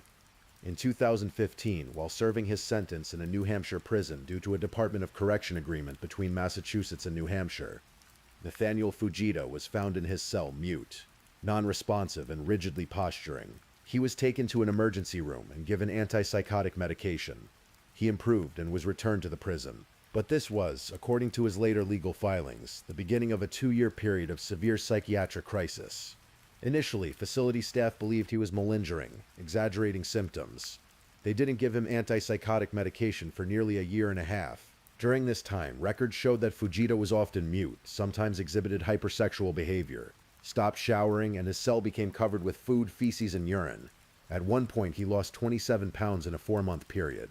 In 2024, Nathaniel's attorneys filed for a new trial, arguing that psychiatric issues, specifically schizophrenia, had emerged after his incarceration and would have been impossible to diagnose at the time of the original trial. They claimed this constituted new evidence that should be considered. The Middlesex District Court judge denied the request for a retrial in 2023.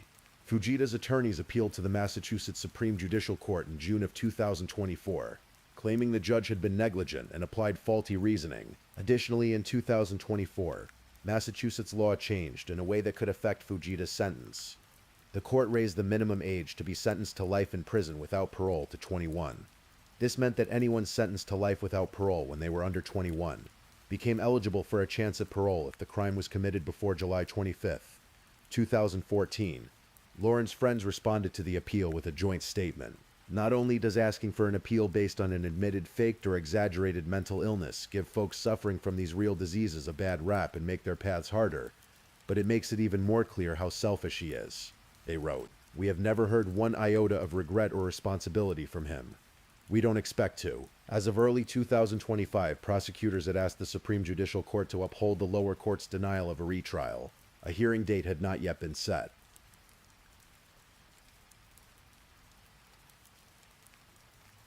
So what do we make of this story? How do we understand what happened on that July evening in Wayland? The easy answer is to call it a case of teen dating violence and move on. To categorize it, file it away, and forget about it. But the truth is more complex. Nathaniel Fujita had no history of violence, no prior criminal record. Friends described him as someone who joked around, who ran track, who seemed incapable of such an act. The two families had been close. Lauren had interviewed his father for a school project, comfortable and smiling in the video footage. And yet, something happened. Whether it was a psychotic break, as the defense argued, or rage and premeditation, as the prosecution maintained, the result was the same. An 18-year-old girl, full of dreams and potential, was strangled and killed by someone she had once loved. The warning signs were there, soft as they were. The isolation, the amount of time he wanted her at his house, the anger when she talked to other people, the collapse of the tent at the graduation party, the persistent phone calls to her workplace, friends who didn't like him. But these signs are often visible only in hindsight. Teenage relationships are notoriously dramatic. Breaking up and getting back together is common. Jealousy, possessiveness, these can seem like intense emotions rather than dangerous red flags. How do you distinguish normal teenage angst from something that could turn deadly? This is the work that Malcolm Astley and Mary Dunn have dedicated themselves to, teaching young people and the adults in their lives to recognize the difference, to understand that healthy relationships expand your world while unhealthy ones shrink it, to know that it's okay to walk away, to ask for help, to trust your instincts when something feels wrong. Lauren's story matters not because of how she died, but because of what her parents have built from their grief. Every student who learns to recognize an unhealthy relationship, every young person who finds the courage to leave before it's too late, every parent who learns to look for the soft signs, every teacher who knows how to respond when a student confides in them. These are Lauren's legacy. The town of Wayland, that peaceful community by the Sudbury River, was forever changed. They learned that tragedy can happen anywhere, that safety is not guaranteed by good schools and tree-lined streets. that the darkness can find its way into even the quietest corners. But they also learned about resilience, about the power of turning pain into purpose, about the importance of talking about difficult things, of educating rather than avoiding, of facing hard truths in order to prevent future tragedies.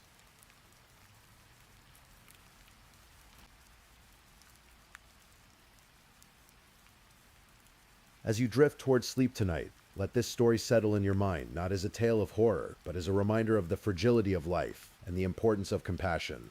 Think of Malcolm Astley standing in that courtroom, choosing empathy over hatred. Think of Mary Dunn channeling her grief into protecting other children. Think of Lauren's friends creating a mural to remember her, speaking out against violence, refusing to let her death be meaningless. Teen dating violence affects over 1 million young people every year. It happens in wealthy suburbs and poor neighborhoods. It crosses all boundaries of race, class, and culture. The statistics are clear. Breaking up is one of the most dangerous times in an abusive relationship. When someone loses control over another person, when the relationship ends against their wishes, the risk of violence increases dramatically. But knowledge is power. Education saves lives. When young people understand what healthy relationships look like, when they can identify red flags, when they know that help is available, outcomes can be different. Lauren Astley was 18 years old. She loved fashion. She sang in her school's vocal group. She had been accepted to Elon University. She had dreams. She had a future. All of it was taken away on a summer evening in a garage in Wayland, Massachusetts. But her story didn't end there. It continues in every classroom where her parents speak, in every student who learns from her experience, in every young person who recognizes a warning sign and gets help, in every life saved by the education and awareness that her death helped create. Rest now. Let the weight of this story remind you that every life matters, that every choice we make ripples outward in ways we cannot fully comprehend, and that from even the darkest tragedy, light can emerge if we choose to carry it forward.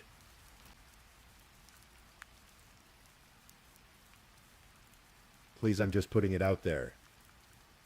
If you're still awake and listening, drop a comment. Let me know where you're tuning in from, the time in your part of the world, or just say something to let me know you're still with me. And of course, if you haven't already, like this video and subscribe so you don't miss the next true crime story for sleep. Now, let's move on to our fourth story.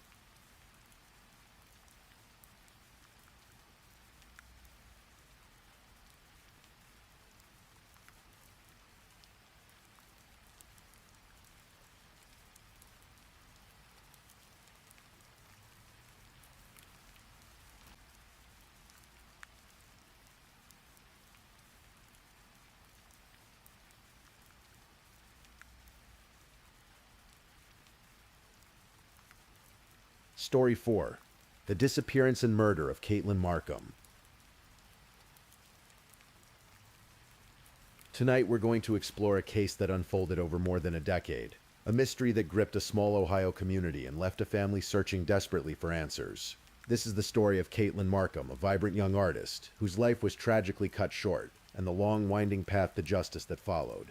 As we move through this narrative, let the details wash over you gently.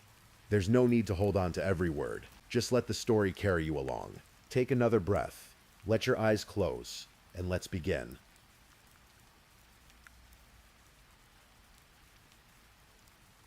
In the summer of 2011, the Cincinnati suburb of Fairfield, Ohio, was like many small American communities.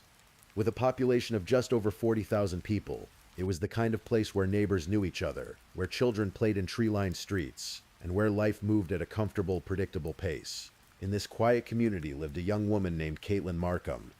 Born on August 16, 1989, Katelyn had been adopted as an infant by loving parents who gave her a stable, nurturing home. She grew up alongside her younger sister, Allie, who was 6 years her junior. From the very beginning, Katelyn was different. She was creative, a little eccentric, thoughtful. She was the kind of person who saw the world through an artist's eyes. Those who knew Katelyn described her as sweet, outgoing, and cheerful. She had a distinctive presence, often seen with a paintbrush tucked into her hair, always on the lookout for her next creative project. Art wasn't just a hobby for Katelyn. It was her passion, her calling, the lens through which she understood the world. After graduating from Fairfield High School, Katelyn pursued her dream. She enrolled at the Art Institute of Ohio in Cincinnati, where she studied graphic design. The program was rigorous, demanding, but Katelyn thrived. She made friends easily, her positive energy drawing people to her. One classmate, who met her during a typography class in 2009, later said he was immediately drawn to her warmth and optimism. Katelyn was, in his words, a well of inspiration. By the summer of 2011, Katelyn was 21 years old and approaching a significant milestone. She was just weeks away from completing her bachelor's degree in graphic arts. She worked at David's Bridal, a wedding dress shop near Tri-County Mall, balancing her job with her studies and her art. She had plans, dreams of what would come next. And she had a fiancé. His name was John Carter. Katelyn and John had been together for 5 years. They had known each other since their teenage years, growing up in the same community, their lives intertwining in that way that feels inevitable in a small town. A year before Katelyn disappeared, John had proposed. They were engaged, planning a future together. They talked about moving to Colorado after Katelyn graduated, starting fresh in a new place, building a life together. From the outside, everything seemed normal. John worked as a pizza delivery driver for Papa John's. He lived with his mother on West Scioto Drive, less than half a mile from Katelyn's townhouse on Dorshire Drive. It was a 4-minute walk between their homes. They spent time together often, their lives comfortably entwined in the way of young couples planning a future. But beneath the surface, things were more complicated. Relationships often are. In the days before Katelyn disappeared, she had confided in a friend that she was feeling trapped.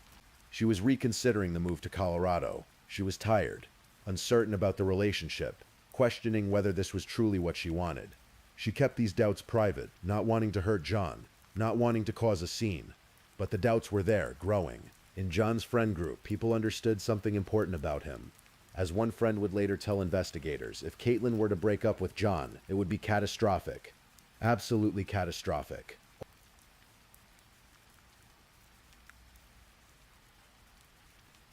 August 13th, 2011, was a Saturday. In just 3 days, Katelyn would turn 22 years old. The summer evening was warm, typical for Ohio in August. Katelyn was at her townhouse on Dorshire Drive, a modest apartment where she lived with her beloved dog, Murphy. That evening, John Carter came over to visit. According to John's later account to police, a mutual friend named Brad Von Bargen stopped by as well. The three of them spent time together, just hanging out, talking, enjoying each other's company. Nothing seemed unusual. Nothing seemed wrong. Just a normal Saturday evening among friends. After Brad left, John said he wanted to continue socializing. He told Katelyn he was going to meet up with some other friends. Katelyn decided to stay home. She was tired, and she had Murphy to take care of. John left her townhouse around 11:30 that night, heading off to meet his friends. This would be, according to John, the last time he saw Katelyn alive. According to phone records, text messages passed between Katelyn's phone and John's phone that evening. The last text from Katelyn's phone was sent at 11:36 in the evening. Then, shortly after midnight, around 12:45 in the morning on August 14th, Katelyn's phone went silent. It was turned off. The GPS device on her phone was also deactivated. At 12:52, just minutes after Katelyn's phone went dark, a photo was sent from her phone to John's. It was a simple image, the kind you might text to a loved one before bed. But phone records would later show something strange. John claimed he sent Katelyn a good morning text around 4 in the morning, but the phone records showed no such text was ever sent. John's account of that night was detailed, precise. He said he left Katelyn's townhouse and went to his friend's gathering. His friends would later confirm he arrived around 11:30 and stayed for a while. Then John said he returned to his mother's house around 1:30 in the morning. He said he watched television on his computer, episodes of one of his favorite shows, before falling asleep around 4 in the morning. But there were witnesses who remembered that night differently. 2 young boys who lived nearby had snuck out of their house in the early morning hours, the way adventurous children sometimes do. They were out exploring the neighborhood when they saw something unusual. They saw John's car, a distinctive red Ford, pulling up to Katelyn's townhouse around 1:30 in the morning. The car's lights were off, which struck them as odd. They watched as the car stopped briefly, then left again just a few minutes later. A second vehicle was also there, though they couldn't identify it clearly. These boys would tell this story to investigators. They would tell it in 2013, when the case was reopened. And they would tell the same story again in 2023, when investigators re-interviewed them. Their account never changed, but on that Sunday morning, August 14th, none of this was known yet. The sun rose on what seemed like an ordinary day. Sunday, August 14th, 2011. Katelyn Markham was supposed to work at David's Bridal. She had a shift scheduled, and her coworkers expected to see her, but Katelyn never showed up. According to John Carter, he woke up that afternoon, later than usual. When he checked his phone, he noticed that Katelyn still hadn't responded to any of his messages. This was unusual. Katelyn was good about staying in touch. A sense of concern began to grow in him. John said he drove to Katelyn's townhouse to check on her. When he arrived, he saw her car parked outside. That was the first sign something was wrong. If Katelyn had gone somewhere, she would have taken her car. John went to the door, knocked, tried to get inside. There was no answer. Growing more worried, John let himself in. The scene inside the townhouse was unsettling in its ordinariness. Everything was in its place, as if Katelyn had simply stepped out for a moment. Her purse was there, sitting where she'd left it. Her wallet was on her bed, with her driver's license and $300 in cash still inside. Her keys were there. Most telling of all, her dog Murphy was locked in her bedroom, clearly unattended for many hours.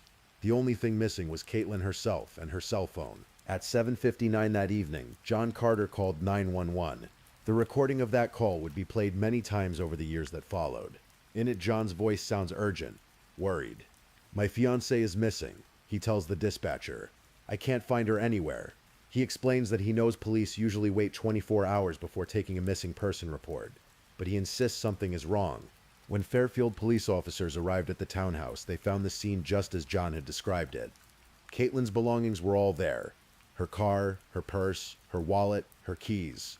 Murphy the dog, hungry and anxious after being locked in the bedroom for hours. But no Katelyn. During his interview with police that night, officers noticed something. On the left side of John Carter's neck were several red vertical scratch marks. When asked about them, John explained that they were from an electric razor. Later, he would change this story, saying he wasn't sure where the scratches had come from. A friend who had been with John and Katelyn on the night of August 13th would later tell police that they hadn't noticed any scratches on John's neck that evening. The investigation began as a missing person case. There was no immediate evidence of foul play, no signs of a struggle, no obvious indication that anything violent had occurred. But there was an unsettling wrongness to the scene. Why would a young woman leave her home without her car, without her purse, without her wallet and money, leaving her dog locked in her bedroom? The community responded with an outpouring of support. Volunteers organized search parties, combing through the neighborhoods around Fairfield. Posters with Katelyn's face went up in business windows throughout the town. Radio and television stations ran the story. An organization called EquoSearch came up from Texas with their horses to search the surrounding areas in those first critical weeks. And John Carter was everywhere, visible in his grief and desperation. He appeared on television, pleading for Katelyn's return. He gave interviews to local and national media. He appeared twice on CNN's Nancy Grace show. In one interview on NBC's Today Show, he said he was still calling Katelyn's cell phone daily, hoping she would answer. "Katelyn is the love of my life," he told reporters. "We've been engaged for a year." Katelyn's father, Dave Markham, threw himself into the search for his daughter. He organized awareness events, gave interviews, did everything he could to keep Katelyn's case in the public eye. In April of 2012, 8 months after Katelyn disappeared, about 70 people gathered at Harbin Park for an event called Hope for Katelyn. It was a gathering of music, memories, and food, but mostly it was a reminder that the community hadn't forgotten. One of Katelyn's classmates from the Art Institute said that writing about Katelyn for the event had been effortless, because Katelyn herself was a well of inspiration. Dave Markham stood before the crowd that day and expressed both his gratitude and his frustration. "I can't believe 8 months has gone by," he said. "You think something will happen and then another month goes by. The months turned into a year, and then more. Despite the massive search efforts, despite the attention from Texas EquoSearch, despite the media coverage and the interviews and the desperate hoping, there was no sign of Katelyn Markham."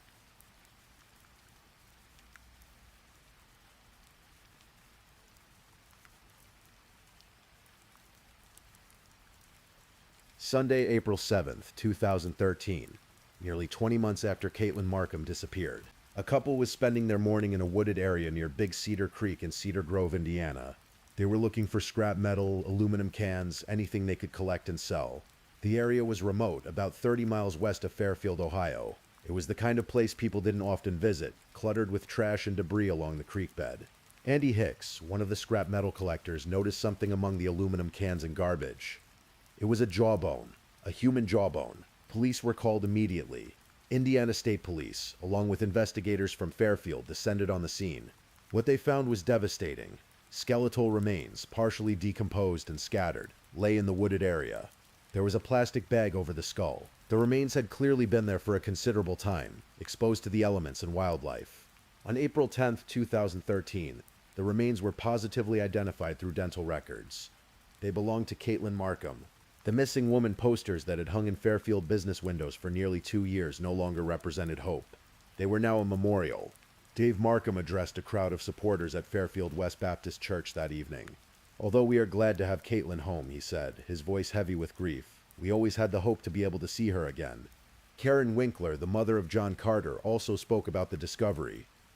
"We have had hope that she was going to come home all along," she said. "Now we know, and we have the relief of knowing she's been with God this whole time. But that's the only relief we have." The medical examiner ruled Katelyn's death a homicide, but determining the cause of death was impossible. The remains were too decomposed, too damaged by time and the elements. However, a forensic anthropology report would later reveal some details. There was evidence of sharp, blunt force trauma to Katelyn's left wrist bone, 3 or 4 distinct wounds. The report also indicated something else important. The body had not originally been at the location where it was found.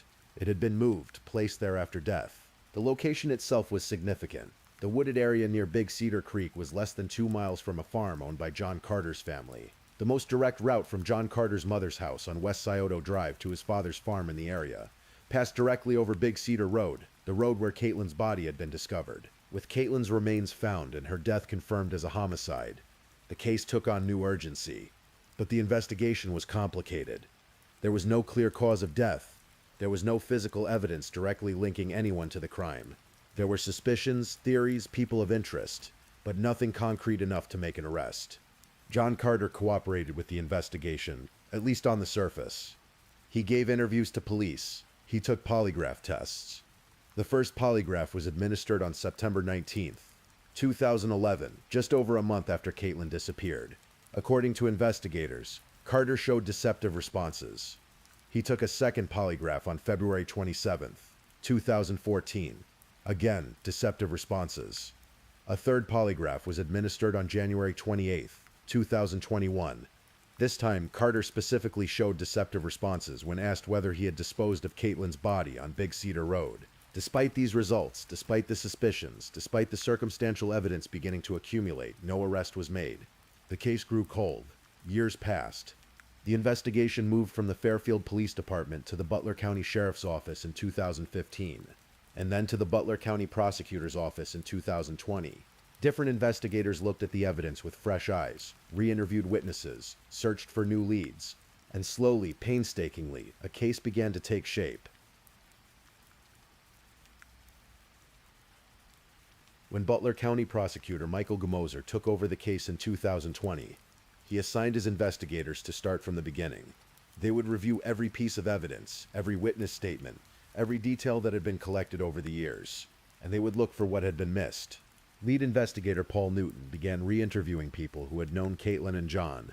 He traveled to Colorado and Florida, talking to friends who had moved away, people who might have new information or different perspectives after so many years. What emerged was a more complex picture of the relationship between Katelyn and John. A friend and classmate of Katelyn's told Newton that after John reported Katelyn missing, he repeatedly referred to her in the past tense. He spoke about her as if she were already gone, already dead, even before her body had been found. Witnesses described seeing John at a festival the day before Katelyn disappeared, apparently arguing with her. Some believed they were on the verge of breaking up. This aligned with what investigators had learned about Katelyn's state of mind in those final days. Her feeling of being trapped, her reconsideration of their planned move to Colorado. Then there was the neighbor, a woman who had lived in the townhouse next to Katelyn's, their apartment sharing a wall, came forward with a troubling memory. On the night of August 13th, 2011, she had heard an altercation through the wall. She heard a woman's voice shout, "Stop it," followed by a thump. At the time, she hadn't thought much of it. Young couples argue. But now, in the context of what had happened, the memory took on a chilling significance. Investigators also examined John Carter's behavior in the days immediately after Katelyn was reported missing. On August 16th, 2011, just 2 days after reporting her missing, Carter drove to Katelyn's townhouse and removed mail and packages. This was despite being urged to leave everything alone because there was an active police investigation. Why would someone do that? What was he looking for? What was he trying to remove? The digital evidence was equally revealing. Carter had claimed he went home around 1:30 in the morning on August 14th and watched television on his computer before falling asleep around 4. Computer records did show that episodes of his favorite show had played during those hours. But here's what made investigators suspicious. On the morning he reported Katelyn missing, Carter's internet search history showed that he had been looking up plot summaries and synopses of the episodes he claimed to have watched. Why would someone need to read summaries of shows they had just finished watching? Unless investigators theorized he hadn't actually watched them. Unless he was building an alibi, creating a story to explain where he had been and what he had been doing during the critical hours when Katelyn was killed. Then there was the issue of the text message. Carter claimed he had sent Katelyn a good morning text around 4 in the morning, before he fell asleep. But phone records showed no such text had ever been sent. It was a small detail, but a significant one. It was a crack in the story. In February of 2023, investigators executed a search warrant at the home of John Carter's mother, the house where John had lived in 2011. It was the same house, less than half a mile from where Katelyn had lived. A 4-minute walk. John's mother still lived there, and John had used it as his home address as recently as 2021. What they found in that house was deeply disturbing. In an office bedroom, investigators discovered writings, journals, poems. Some had John Carter's name on them. Some did not. They were undated, so it was impossible to know exactly when they had been written. But the content was chilling. One piece of writing read, "Deep down I love her. You want to kill her. But I love her. She must die. I can't kill her. Yes, you can. No. Yes. How do you talk me into all these things? I am just that good." Another read, "I slit your wrist with the key to your heart." There were drawings of an angel in the woods. There were notes about the Katelyn Markham investigation. And in a shed on the property, investigators found a roll of landscaping material, the same type of black plastic sheeting that Katelyn's body had been wrapped in when it was found. Prosecutor Jim Moser would later describe these writings as showing the conflict and demon within Carter. They were the words of someone wrestling with violent impulses, someone imagining or remembering an act of murder. On February 17th, 2023, police arrested Jonathan Palmerton, a 35-year-old man who had been Katelyn's friend. He was charged with perjury for allegedly lying during the investigation. The same day, authorities executed additional search warrants and excavated backyards looking for evidence. But Palmerton wasn't the main target. He was a peripheral figure in a much larger investigation. On March 22, 2023, nearly 12 years after Katelyn Markham disappeared, nearly 10 years after her remains were discovered, John Carter was arrested and charged with 2 counts of murder.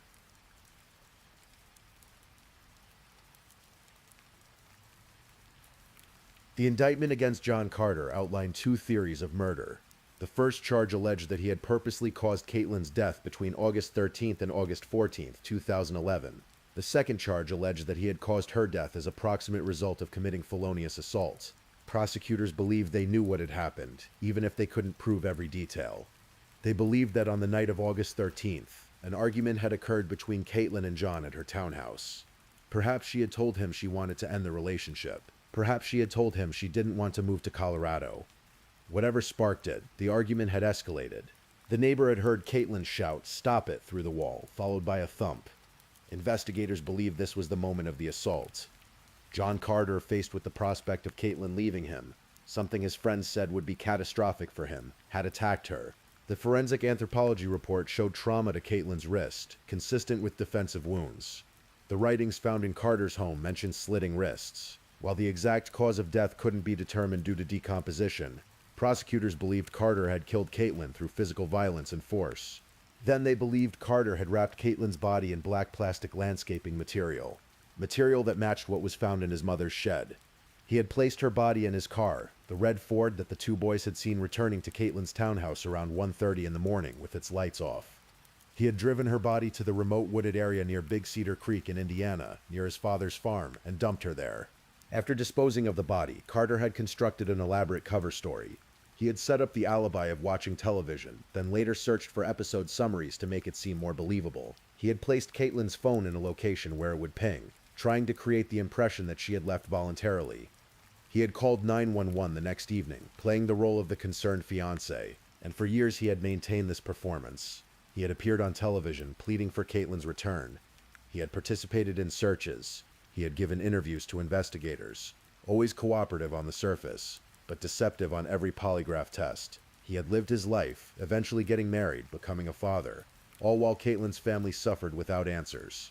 Butler County Sheriff Sergeant Rob Whitlock would later say that investigators had eliminated 20 people of interest through polygraphs or alibis. There was never any doubt, he said, about who was responsible for Katelyn's disappearance and death. On March 27, 2023, John Carter was arraigned for murder in Butler County Common Pleas Court. He pleaded not guilty through his attorney and was released on a $1 million bond with GPS monitoring. Dave Markham and his younger daughter Allie sat in the front row of the courtroom. Many supporters wore butterflies in remembrance of Katelyn, who had been known as a free-spirited art student with a love for nature. Carter's trial was scheduled for June 24, 2024.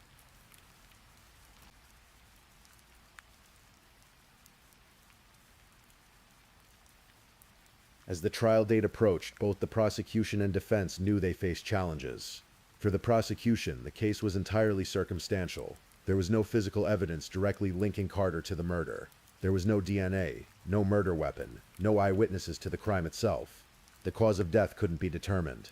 Any conviction would depend on the jury believing the accumulation of circumstantial evidence was enough to prove guilt beyond a reasonable doubt. For the defense, the challenge was equally daunting.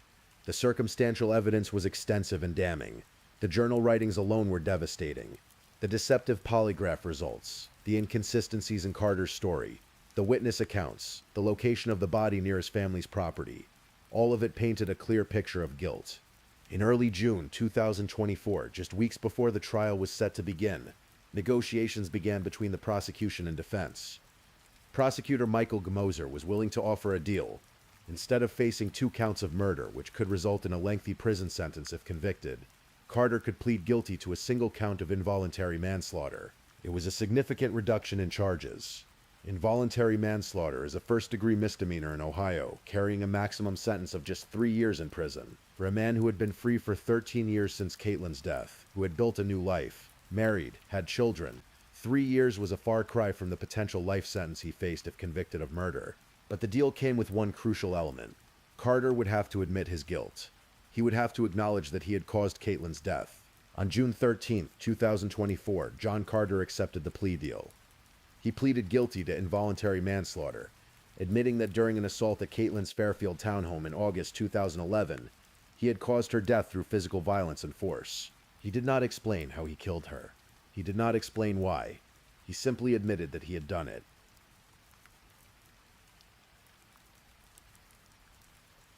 Thursday, July 18, 2024. The courtroom was packed for John Carter's sentencing hearing. Dave Markham, who had spent 13 years fighting for justice for his daughter, who had given countless interviews and organized countless events to keep Katelyn's case in the public eye, stood before the court to deliver his victim impact statement. He had written a letter, carefully composed, containing all the pain and anger and grief of those 13 long years.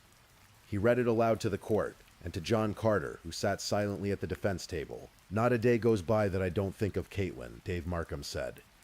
He spoke about the void she had left in their lives, the milestones she would never reach, the art she would never create. He spoke about how often he wondered what she would be doing now if she had lived, how amazing she would have become. "Let him feel the pain that many of us have endured for the past 13 years, Dave Markham said, his voice steady but filled with emotion. He implored Judge Daniel Hauke to impose the maximum sentence allowed by law. Carter's defense attorneys asked the judge to consider probation or a minimal prison term. They asked him to consider the law, not emotional statements. They did not dispute that Carter was guilty. They simply asked for leniency. John Carter himself did not speak during the sentencing hearing. He did not offer an explanation for what he had done. He did not apologize to the Markham family. He sat silently while the proceedings unfolded around him. Judge Hauke listened to all the arguments, reviewed all the evidence, considered the plea agreement. Then he delivered his ruling. He sentenced John Carter to the maximum term allowed under the plea deal, 3 years in prison. In his ruling, Judge Hauke noted that Carter had shown no genuine remorse for his offense. He noted that Carter had not tried to help Katelyn or acknowledge what had happened to her immediately after her death. He had let her family suffer for 13 years, wondering, hoping, grieving. The sentence was handed down, and John Carter was immediately handcuffed and taken into custody. His expected release date from the Ohio Department of Rehabilitation and Correction is July 4th, 2027. After the sentencing, Dave Markham spoke to the media. "I do not feel 3 years is justice," he said. "Not for Katelyn, not for her sister, Not for me, her friends, or the entire community that has ached and grieved alongside us. But he also expressed a measure of relief. It's not over. And no, it's not closure, he said.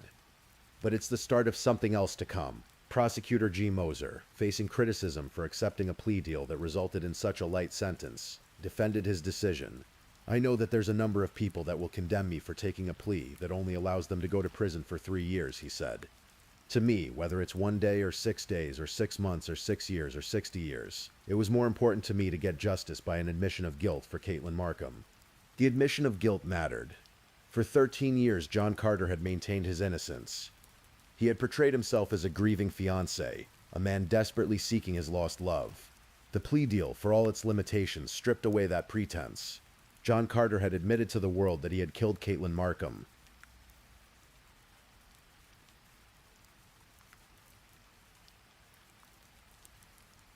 Today, Katelyn Markham is remembered not as a victim, but as the vibrant, creative, spirited young woman she was.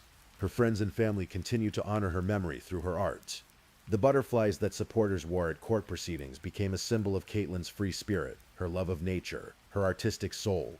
She was a woman who saw the world through an artist's eyes, who always had a paintbrush tucked in her hair, who was just weeks away from achieving her dream of graduating with a degree in graphic arts. She had her whole life ahead of her, plans and possibilities stretching out into a future she would never see. Her father, Dave Markham, has said that he often wonders what she would be doing with her art and her career. He thinks she would have been an amazing woman. Past tense now, because John Carter made sure that future could never happen. The case of Katelyn Markham is a reminder of how long the path to justice can be. Nearly 2 years passed before her body was found. Nearly 12 years passed before anyone was arrested. 13 years passed before her killer admitted what he had done. It's a reminder that behind every true crime case is a real person, with real dreams and real loved ones. Katelyn wasn't just a case file or a news headline. She was a daughter, a sister, a friend, an artist. She was loved, and she is missed. And while 3 years may seem like too little time for a man who took so much, the truth is now known. The pretense has been stripped away. John Carter will carry the weight of that admission for the rest of his life. And the Markham family has at least the cold comfort of knowing that the world knows what happened to Katelyn. As we come to the end of this story, I want you to take a moment. Take a slow, deep breath. Let it out even more slowly. The story of Katelyn Markham is difficult, filled with loss and injustice and the long, painful wait for truth. But it's also a story about a father who never gave up on his daughter. It's about a community that came together to search for one of their own. It's about investigators who refused to let the case go cold, who kept working year after year until they found the truth. Remember Katelyn, not for how her life ended, but for how she lived. Creative, thoughtful, sweet, outgoing. An artist with a paintbrush, always ready, always looking for the next project, the next inspiration.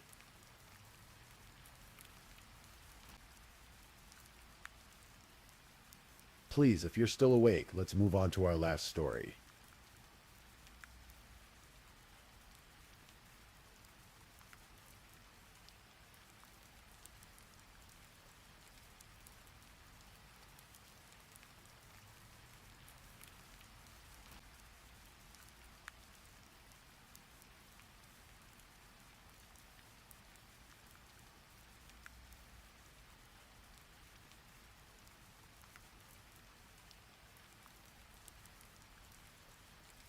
Story 5. The Murder of Holly Bobo.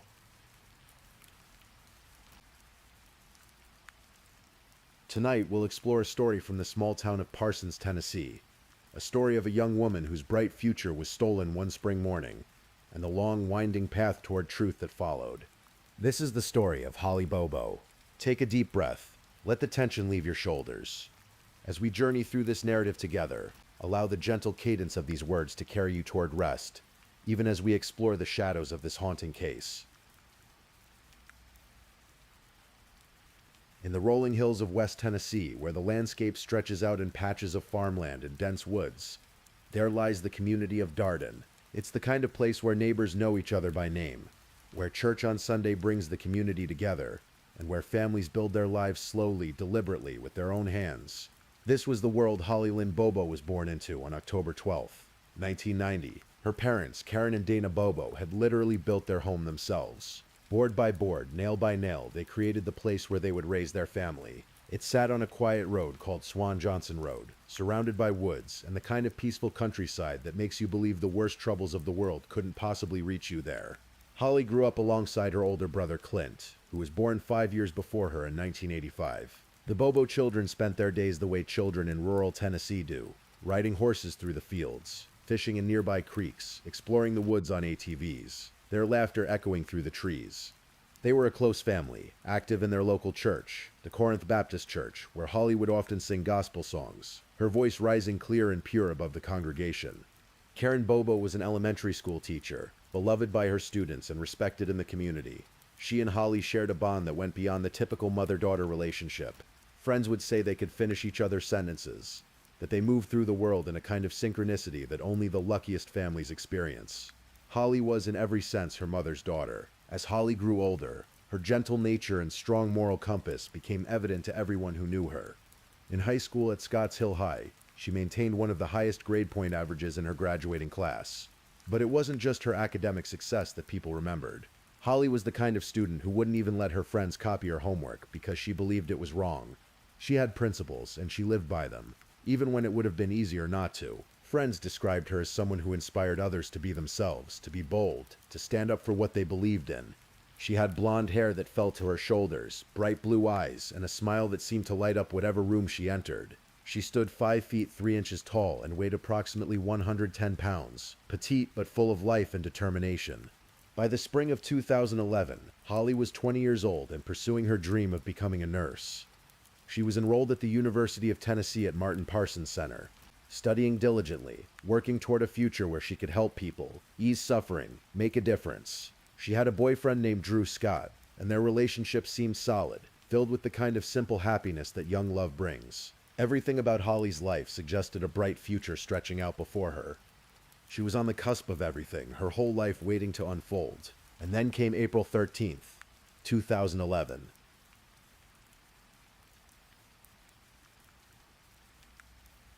The morning began like any other in the Bobo household, quiet and routine. Holly woke early, at 4:30 in the morning, while darkness still blanketed the Tennessee countryside. She had an exam coming up in her nursing program, and she wanted to study before her class. This was typical Holly, dedicated and thorough, never one to leave things to chance. The house was still as she reviewed her notes, the only sounds the occasional creak of the old home settling, the distant call of birds beginning their dawn chorus. By 7:30, as soft morning light began filtering through the windows, Holly received a call from her boyfriend, Drew. He was nearby, hunting turkeys on his grandmother's property, something he and Clint had discussed the night before. It was turkey hunting season, and many men in the area would be out in the woods that morning, dressed in camouflage, moving silently through the trees. Holly's mother, Karen, had already left for work at the school. Her father, Dana, had departed even earlier. Her brother Clint, then 25 years old and working toward his own degree in social work, was still asleep in the house. Around 8 o'clock, something shattered the peaceful morning. A neighbor heard a scream coming from the direction of the Bobo home. It was the kind of scream that stops you cold, that sends chills down your spine, the kind that makes you know instinctively that something is terribly wrong. The neighbor immediately called his mother, who in turn contacted Karen Bobo at her workplace. "I heard screaming from your house," she told her. Karen's heart must have seized in her chest. She had left her children safe at home less than half an hour before. What could possibly be wrong? Karen called the house. Clint answered the phone, groggy from sleep. Clint told his mother that he had been awakened by the sound of the family's dogs barking. He had heard what he thought might be a mild argument outside. When he looked out the window, he saw something that in the moment didn't alarm him. He saw Holly walking toward the woods behind their house. She was with a man dressed entirely in camouflage, head to toe. The man wore a cap, and dark hair stuck out from beneath it, long enough to touch his collar. From behind, from the distance and angle where Clint stood at the window, he assumed this was Drew, Holly's boyfriend. After all, Drew had told them just the night before that he would be turkey hunting that morning. Of course he would be wearing camouflage. Holly's car was still in the driveway, Clint told his mother. She should have already left for school. That's when Karen knew. Something was wrong. Terribly wrong. She instructed Clint to call 911, then hung up and did the same herself. Clint went to investigate further. He stepped outside, his mind trying to make sense of what he was seeing. Blood. There was blood in the carport. Not a large amount, but enough. Enough to know that something violent had occurred. He called out for Holly. Silence answered him, broken only by the rustling of leaves and the distant sounds of the woods. Holly was gone. Law enforcement descended on the Bobo home with swift urgency. The Tennessee Bureau of Investigation, the TBI, took the lead. The FBI joined them. Local sheriffs, deputies, marshals, they all came, transforming the quiet country road into a hub of frantic activity. Immediately, investigators began combing through the details of what had happened. Clint described the man he had seen with Holly. Between 5 feet 10 inches and 6 feet tall, he estimated, weighing somewhere between 180 and 200 pounds. The camouflage pattern was either mossy oak breakup or leafy wear, the kind of hunting gear sold in sporting goods stores across the South. The man had worn a cap, and beneath it, dark hair that was long enough to touch the collar of his jacket. The voice Clint had heard from outside during what he thought might be an argument had been very deep and low, but Clint had never seen the man's face. He had only seen him from behind, walking away with Holly toward the tree line. Early reports would claim that Holly had been dragged from the house, but this was quickly corrected. According to Clint, Holly had walked with the man. Whether she went willingly out of fear or because the man had threatened her or someone she loved, no one could say. But she had walked. Within hours, the first volunteers began arriving. Friends, neighbors, strangers who had heard the news. They came by the dozens, then by the hundreds. Within days, thousands of people were searching the woods and fields around Parsons, calling Holly's name, hoping against hope to find her alive. Pink ribbons began appearing everywhere. On trees, on fence posts, on storefronts in Parsons. Pictures of Holly smiled from every surface.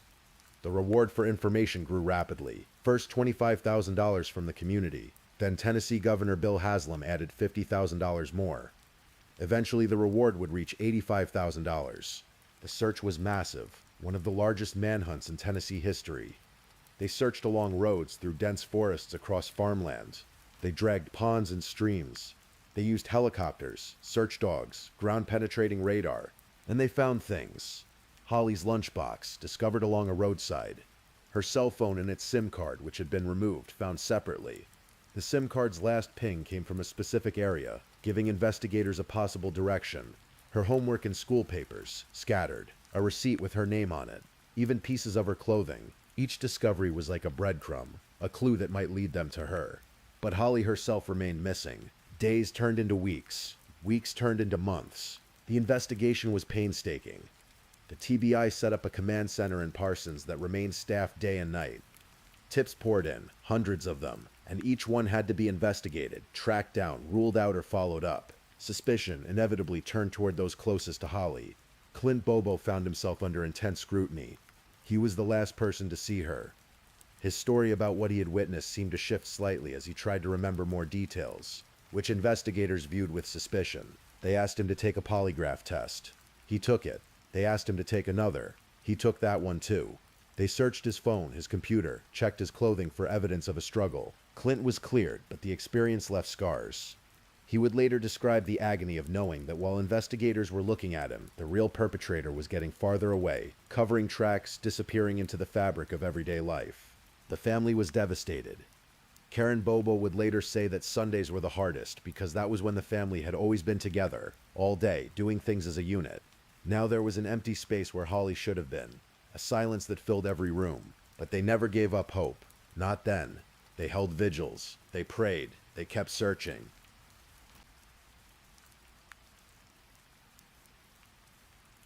Early in the investigation, the TBI focused heavily on a man named Terry Britt. Britt was a registered sex offender who lived not far from the Bobo home. He had a long criminal history, multiple convictions for rape and kidnapping. His pattern of victims was chilling. He targeted blonde women with blue eyes, women who looked like Holly. The lead investigator, TBI agent Terry Dykes, became convinced that Britt was responsible. Britt's alibi for the morning of April 13th didn't check out. His physical description matched what Clint had provided. When Clint later heard a voice sample from Britt, he said it sounded similar to the deep, low voice he had heard that morning. Investigators wiretapped Britt's phone. They searched his house, his vehicles, his property, looking for any evidence that might connect him to Holly's disappearance. They interviewed him multiple times, but they found nothing concrete. No physical evidence. No proof. And in the background, there were other names that kept surfacing. Names that would later become central to the entire case. Zachary Adams. his brother John Dylan Adams, their associates Jason Autry and Shane Austin, and two other men, Jeffrey and Mark Piercy. Early in the investigation, these men were looked at briefly. Karen Bobo, as an elementary school teacher, had taught both Zachary Adams and Jason Autry when they were children. She knew them, recognized their names when investigators mentioned them. But at the time, there seemed to be no evidence linking them to Holly's disappearance. They had alibis. Their physical descriptions didn't perfectly match what Clint had described. So the investigation moved on. Time passed. The case grew cold. For 3 years, the Bobo family lived in agonizing uncertainty. Was Holly still alive somewhere? Had she been taken far away? Was she being held captive? Or had the worst already happened, and they simply didn't know it yet? The not knowing was its own special kind of torture. September 7th, 2014. Two men were out in the woods of northern Decatur County, hunting for ginseng, a valuable root that grows wild in those Tennessee forests. They were walking through an area near a place that locals called Kelly Ridge, miles from the Bobo home, when they saw something that made them stop. A bucket, white plastic, sitting among the leaves and undergrowth. When they approached it, what they found inside would change everything. Human remains. A skull, bones. The men immediately contacted authorities. Within hours, the scene was swarmed with investigators. The remains were carefully documented, photographed, collected. They were taken to the medical examiner's office for testing. Among the remains, investigators found Holly Bobo's driver's license. DNA testing confirmed what everyone already knew in their hearts. The bones belonged to Holly. After 3 years and 5 months of searching, of hoping, of praying for a miracle, the terrible truth was finally known. Holly Bobo was dead. She had been murdered. The medical examiner determined that she had died from a gunshot wound to the back of the head. Based on the evidence, it appeared she had died on or very near April 13th, 2011, the day she disappeared. The discovery of Holly's remains reignited the investigation with fierce intensity. But here's where the case takes its most complex and controversial turn. In March of 2014, just months before Holly's remains were found, a man named John Dylan Adams, brother to Zachary Adams, had been arrested on federal weapons charges. Dylan Adams was known to have an intellectual disability. He had attended special schools for children with learning disabilities his entire life. He wore a digital watch because he had trouble telling time. His IQ was low, and those who knew him described him as easily influenced, vulnerable. While Dylan was in custody on the weapons charge, which could have resulted in a lengthy prison sentence, something unusual happened. The prosecutor handling his case, who was also involved in the Bobo investigation, arranged a plea deal. Dylan would avoid prison time, but with a condition. He would go live with a retired police officer named Dennis Benjamin, someone Dylan had never met before. 5 weeks later, Dennis Benjamin called 911. He said he had someone in his home who wanted to confess to the murder of Holly Bobo. Dylan Adams told investigators a story. He said that on April 13th, 2011, he had gone to his brother Zachary's house to get his truck. When he arrived, he saw something shocking. Holly Bobo, sitting in a green chair in the living room, wearing a pink t-shirt. Jason Autry was standing nearby. Zachary was wearing camouflage shorts, a black sleeveless t-shirt, and green Crocs. According to Dylan's statement, Zachary told him that he had raped Holly and had videotaped it. This confession, obtained under circumstances that would later be heavily scrutinized and criticized, became the foundation for a series of arrests. On March 5, 2014, Zachary Adams was indicted on charges of especially aggravated kidnapping and first-degree felony murder. Jason Autry was indicted on similar charges on April 29th. Dylan Adams himself was charged with rape, kidnapping, and murder. Shane Austin was initially given an immunity deal in exchange for leading investigators to Holly's body. When he failed to take them to the correct location, the deal was revoked. Before he could be formally charged, Austin was found dead in a hotel room in Bartow, Florida, in February 2015. His death was ruled a suicide. Two other men, Jeffrey and Mark Piercy, were arrested on charges of tampering with evidence and accessory after the fact. These charges would eventually be dropped. 6 men in total had been implicated in varying degrees in Holly's murder, but only 3 would ever be prosecuted: Zachary Adams, Dylan Adams, and Jason Autry.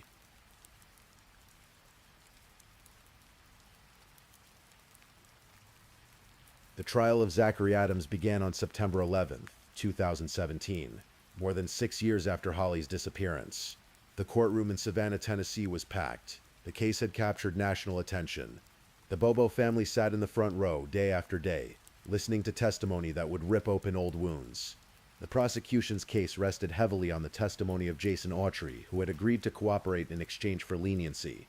Autry took the stand and described in chilling detail what he claimed happened on April 13th. According to Autry's testimony, Zachary Adams had called him that morning and asked for help with something, but wouldn't say what. When Autry arrived at Adams's house, he saw a body wrapped in a blanket in the bed of Adams's truck. Adams told him it was Holly Bobo. Autry testified that he asked Adams how this had happened. According to Autry, Adams said that he, along with Shane Austin and Dylan Adams, had gone to the Bobo home to teach Clint how to cook methamphetamine. Holly had come out of the house screaming and hollering, and they took her. Autry said he agreed to help dispose of the body. They drove to an underpass near Interstate 40 along the Tennessee River. The plan, Autry claimed, was to gut Holly's body so it wouldn't float, then drop it in the deep part of the river where turtles would consume the remains. But when they unloaded the body from the truck bed, something horrifying happened. Holly moved. She made a sound. She was still alive. Autry testified that he immediately called out to Adams, saying that she was alive. Fearful that Holly had heard his name and would identify him, Autry said he told Adams that something needed to be done. Autry ran up the trail to serve as a lookout, while Adams retrieved a gun from his truck and fired a shot. The sound echoed under the bridge. Birds scattered, then silence. According to Autry, they loaded Holly's body back into the truck, and Adams later told him that he had dumped it near Kelly Ridge. The prosecution presented other evidence as well. Witnesses testified that Zachary Adams had made statements implicating himself in Holly's disappearance. His ex-girlfriend Rebecca Earp testified that Adams had threatened her, saying he would tie her up just like he did Holly Bobo, and nobody would ever see her again. Adams had allegedly threatened his brother Dylan after Dylan's arrest, telling him he would put him in a hole beside her if he didn't keep his mouth shut. A white truck had been seen leaving the Bobo property rapidly on the morning of the abduction. Zachary Adams drove a white truck. A receipt and other papers belonging to Holly had been found near Shane Austin's home, 75 feet from his driveway. But there was a problem, a significant problem. There was no physical evidence connecting Zachary Adams to the crime. No DNA, no fingerprints, no forensic proof. A gun was introduced into evidence, an Arminius model HW.532 caliber Smith & Wesson long revolver. A local man claimed that Austin and Autry had sold it to him in exchange for drugs, and that it had been found in a body of water. But forensic tests on the weapon found no DNA or fingerprints, and prosecutors couldn't link it to the case with ballistics tests. The defense argued that Zachary Adams was 100% innocent. They pointed out that cell phone pings didn't follow the path that Holly's phone had taken. None of the accused men perfectly matched the description that Clint Bobo had given. Zachary Adams was too tall. Dylan Adams was too tall and too thin. Shane Austin had the right height and weight, but he had short red hair, not dark hair that covered his neck. The defense called former TBI agent Terry Dykes, the original lead investigator, to testify. Dykes told the jury that he had ruled these men out early in the case because their alibis checked out. Their cell phone records put them miles away from the crime scene, and Shane Austin had even passed a polygraph test. The defense argued that Autry had concocted his entire story in exchange for a reduced sentence. They noted that Autry had access to all the details of the case through discovery, through evidence that had been shared with defense attorneys. He could have pieced together a narrative that seemed to fit, using real information that was already known. They pointed to the initial suspect, Terry Britt, as the more likely perpetrator. Britt matched Clint's description. His voice sounded similar. His alibi was fabricated. A palm print found at the scene didn't exclude him, but the prosecution argued that witnesses who knew Zachary Adams, including jail inmates, had heard him make admissions about hurting Holly. That the threats he made to his girlfriend and his brother showed consciousness of guilt. That the circumstantial evidence, when taken together, pointed to Adams's involvement. The trial lasted 11 days. Emotions ran high throughout. At one point, Karen Bobo collapsed on the witness stand, overcome with grief as she testified about her daughter. On September 22, 2017, after several hours of deliberation, the jury returned their verdict. Guilty, on all counts, especially aggravated kidnapping, first-degree felony murder, aggravated rape. Zachary Adams was sentenced to life in prison without the possibility of parole, plus an additional 50 years for the kidnapping and rape convictions. In September 2018, Dylan Adams pleaded guilty to facilitation of first-degree murder and especially aggravated kidnapping as part of a plea deal. He received a 35-year prison sentence. His attorneys had argued that his confession was coerced, that his intellectual disability made him vulnerable to manipulation. The videotape of his interrogation showed detectives doing most of the talking, leading him through the narrative. Jason Autry pleaded guilty to solicitation to commit murder and facilitation of especially aggravated kidnapping. He was sentenced to 8 years in prison and was released in 2020. 2 months after his release, he was arrested on federal weapons violations after a deputy saw him in a rural field with a rifle. For the Bobo family, the verdicts brought a measure of closure. Karen Bobo said there was no doubt in her mind that authorities had the right people in custody. She wore the promise ring that Drew had given Holly, the ring that had been found in the woods, keeping her daughter close. But the case was far from over.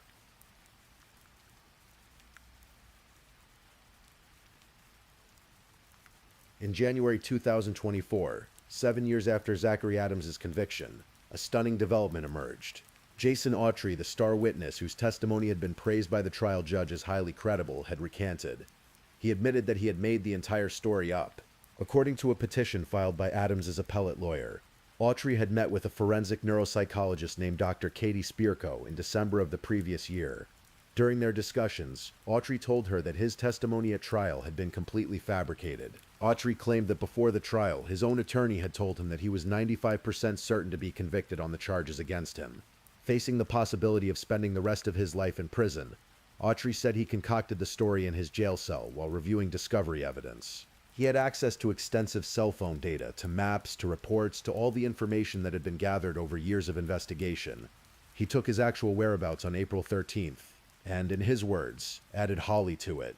The entire narrative about helping dispose of her body, about her being alive and making a sound, about the gunshot under the bridge. All of it was fiction, he now claimed. Autry said the details of his story, like the gun, came from information about other suspects that was in the discovery materials. He recreated it all, he said, in 3 days. This revelation sent shockwaves through the legal community and left the Bobo family reeling once again. The question became unavoidable. If Autry's testimony was false, and if there was no physical evidence connecting Zachary Adams to the crime, was an innocent man sitting in prison for a murder he didn't commit?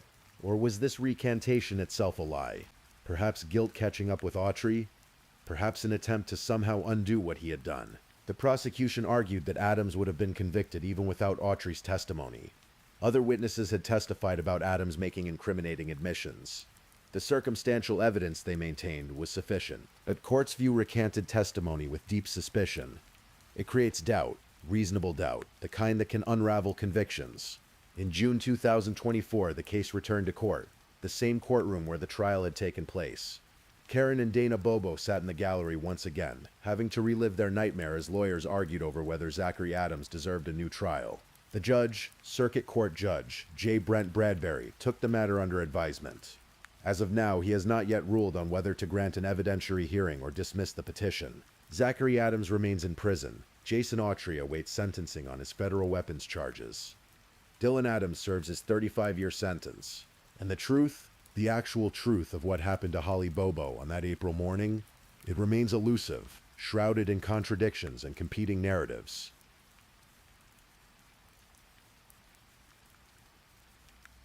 Even now, more than a decade after Holly disappeared, fundamental questions remain unanswered. If Zachary Adams and the others were involved, how did they know Holly would be home that morning? How did they know the layout of the property, the timing, the fact that she would be alone? The prosecution's theory that they had come to teach Clint to make methamphetamine was never proven, and Clint vehemently denied it. If Terry Britt was responsible, as the original lead investigator believed, why was no physical evidence ever found linking him to the crime? Why couldn't investigators build a case against him despite years of effort? Why was Dylan Adams, a man with intellectual disabilities, targeted for questioning about Holly's disappearance in the first place? What led investigators to him? This has never been clearly explained. The alleged videotape that Zachary supposedly made of himself raping Holly was never found. Did it ever exist? Or was this another fabricated detail? How did Holly's body end up where it was found? If Autry's testimony about the location was false, did Adams move it after the fact? Was someone else involved who was never identified or charged? What about the other men who were implicated but never prosecuted? Jeffrey and Mark Piercy had been arrested for tampering with evidence and accessory after the fact. Those charges were dropped. What did they know? What role, if any, did they play? And perhaps most troubling of all, if Jason Autry's recantation is true, if he fabricated his testimony to save himself from prison, what does that mean for justice? Not just for Zachary Adams, but for Holly, for her family? The Tennessee Bureau of Investigation called this the most exhaustive and expensive investigation in their history. Thousands of man-hours, tens of thousands of tips investigated, a massive search effort, and yet so much remains uncertain. In the small town of Parsons, Tennessee, Holly Bobo's memory lives on. Pink ribbons still appear each year around the anniversary of her disappearance. Her family continues to honor her, to speak her name, to ensure she is not forgotten.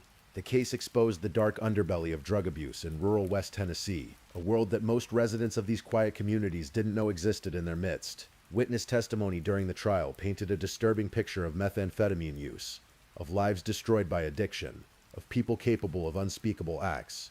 It also revealed the limitations of the justice system. How do you convict someone when there is no physical evidence?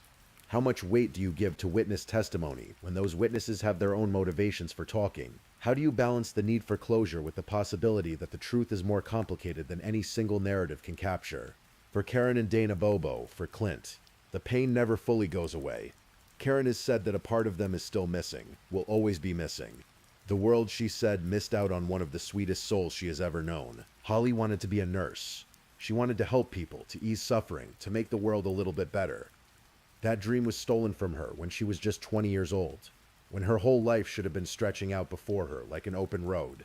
Instead, she became a symbol of innocence lost, of a family's unending grief, of a community's collective trauma, of a case that captured the nation's attention and held it for years, and of the questions that linger when justice feels incomplete.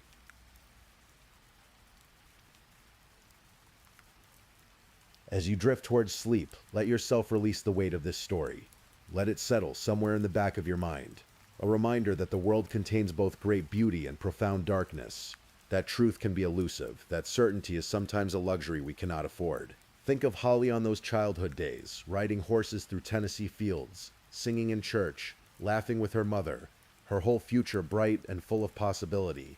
Let that be the image that stays with you. Not the darkness that came later, but the light she brought to the world while she was in it. The case of Holly Bobo reminds us that some stories don't have neat endings.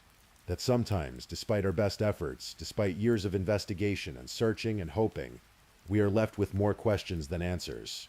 That justice, when it comes, may not feel like enough. That truth can be layered, complex, contradictory. But it also reminds us of the strength of families who refuse to give up, of communities that come together in times of crisis, of investigators who dedicate years of their lives to seeking answers, of the importance of remembering, of saying the names of those we've lost, of honoring their memory. Rest now. Let the story fade as sleep approaches. Tomorrow will bring new light, new questions, new possibilities. But for now, just rest.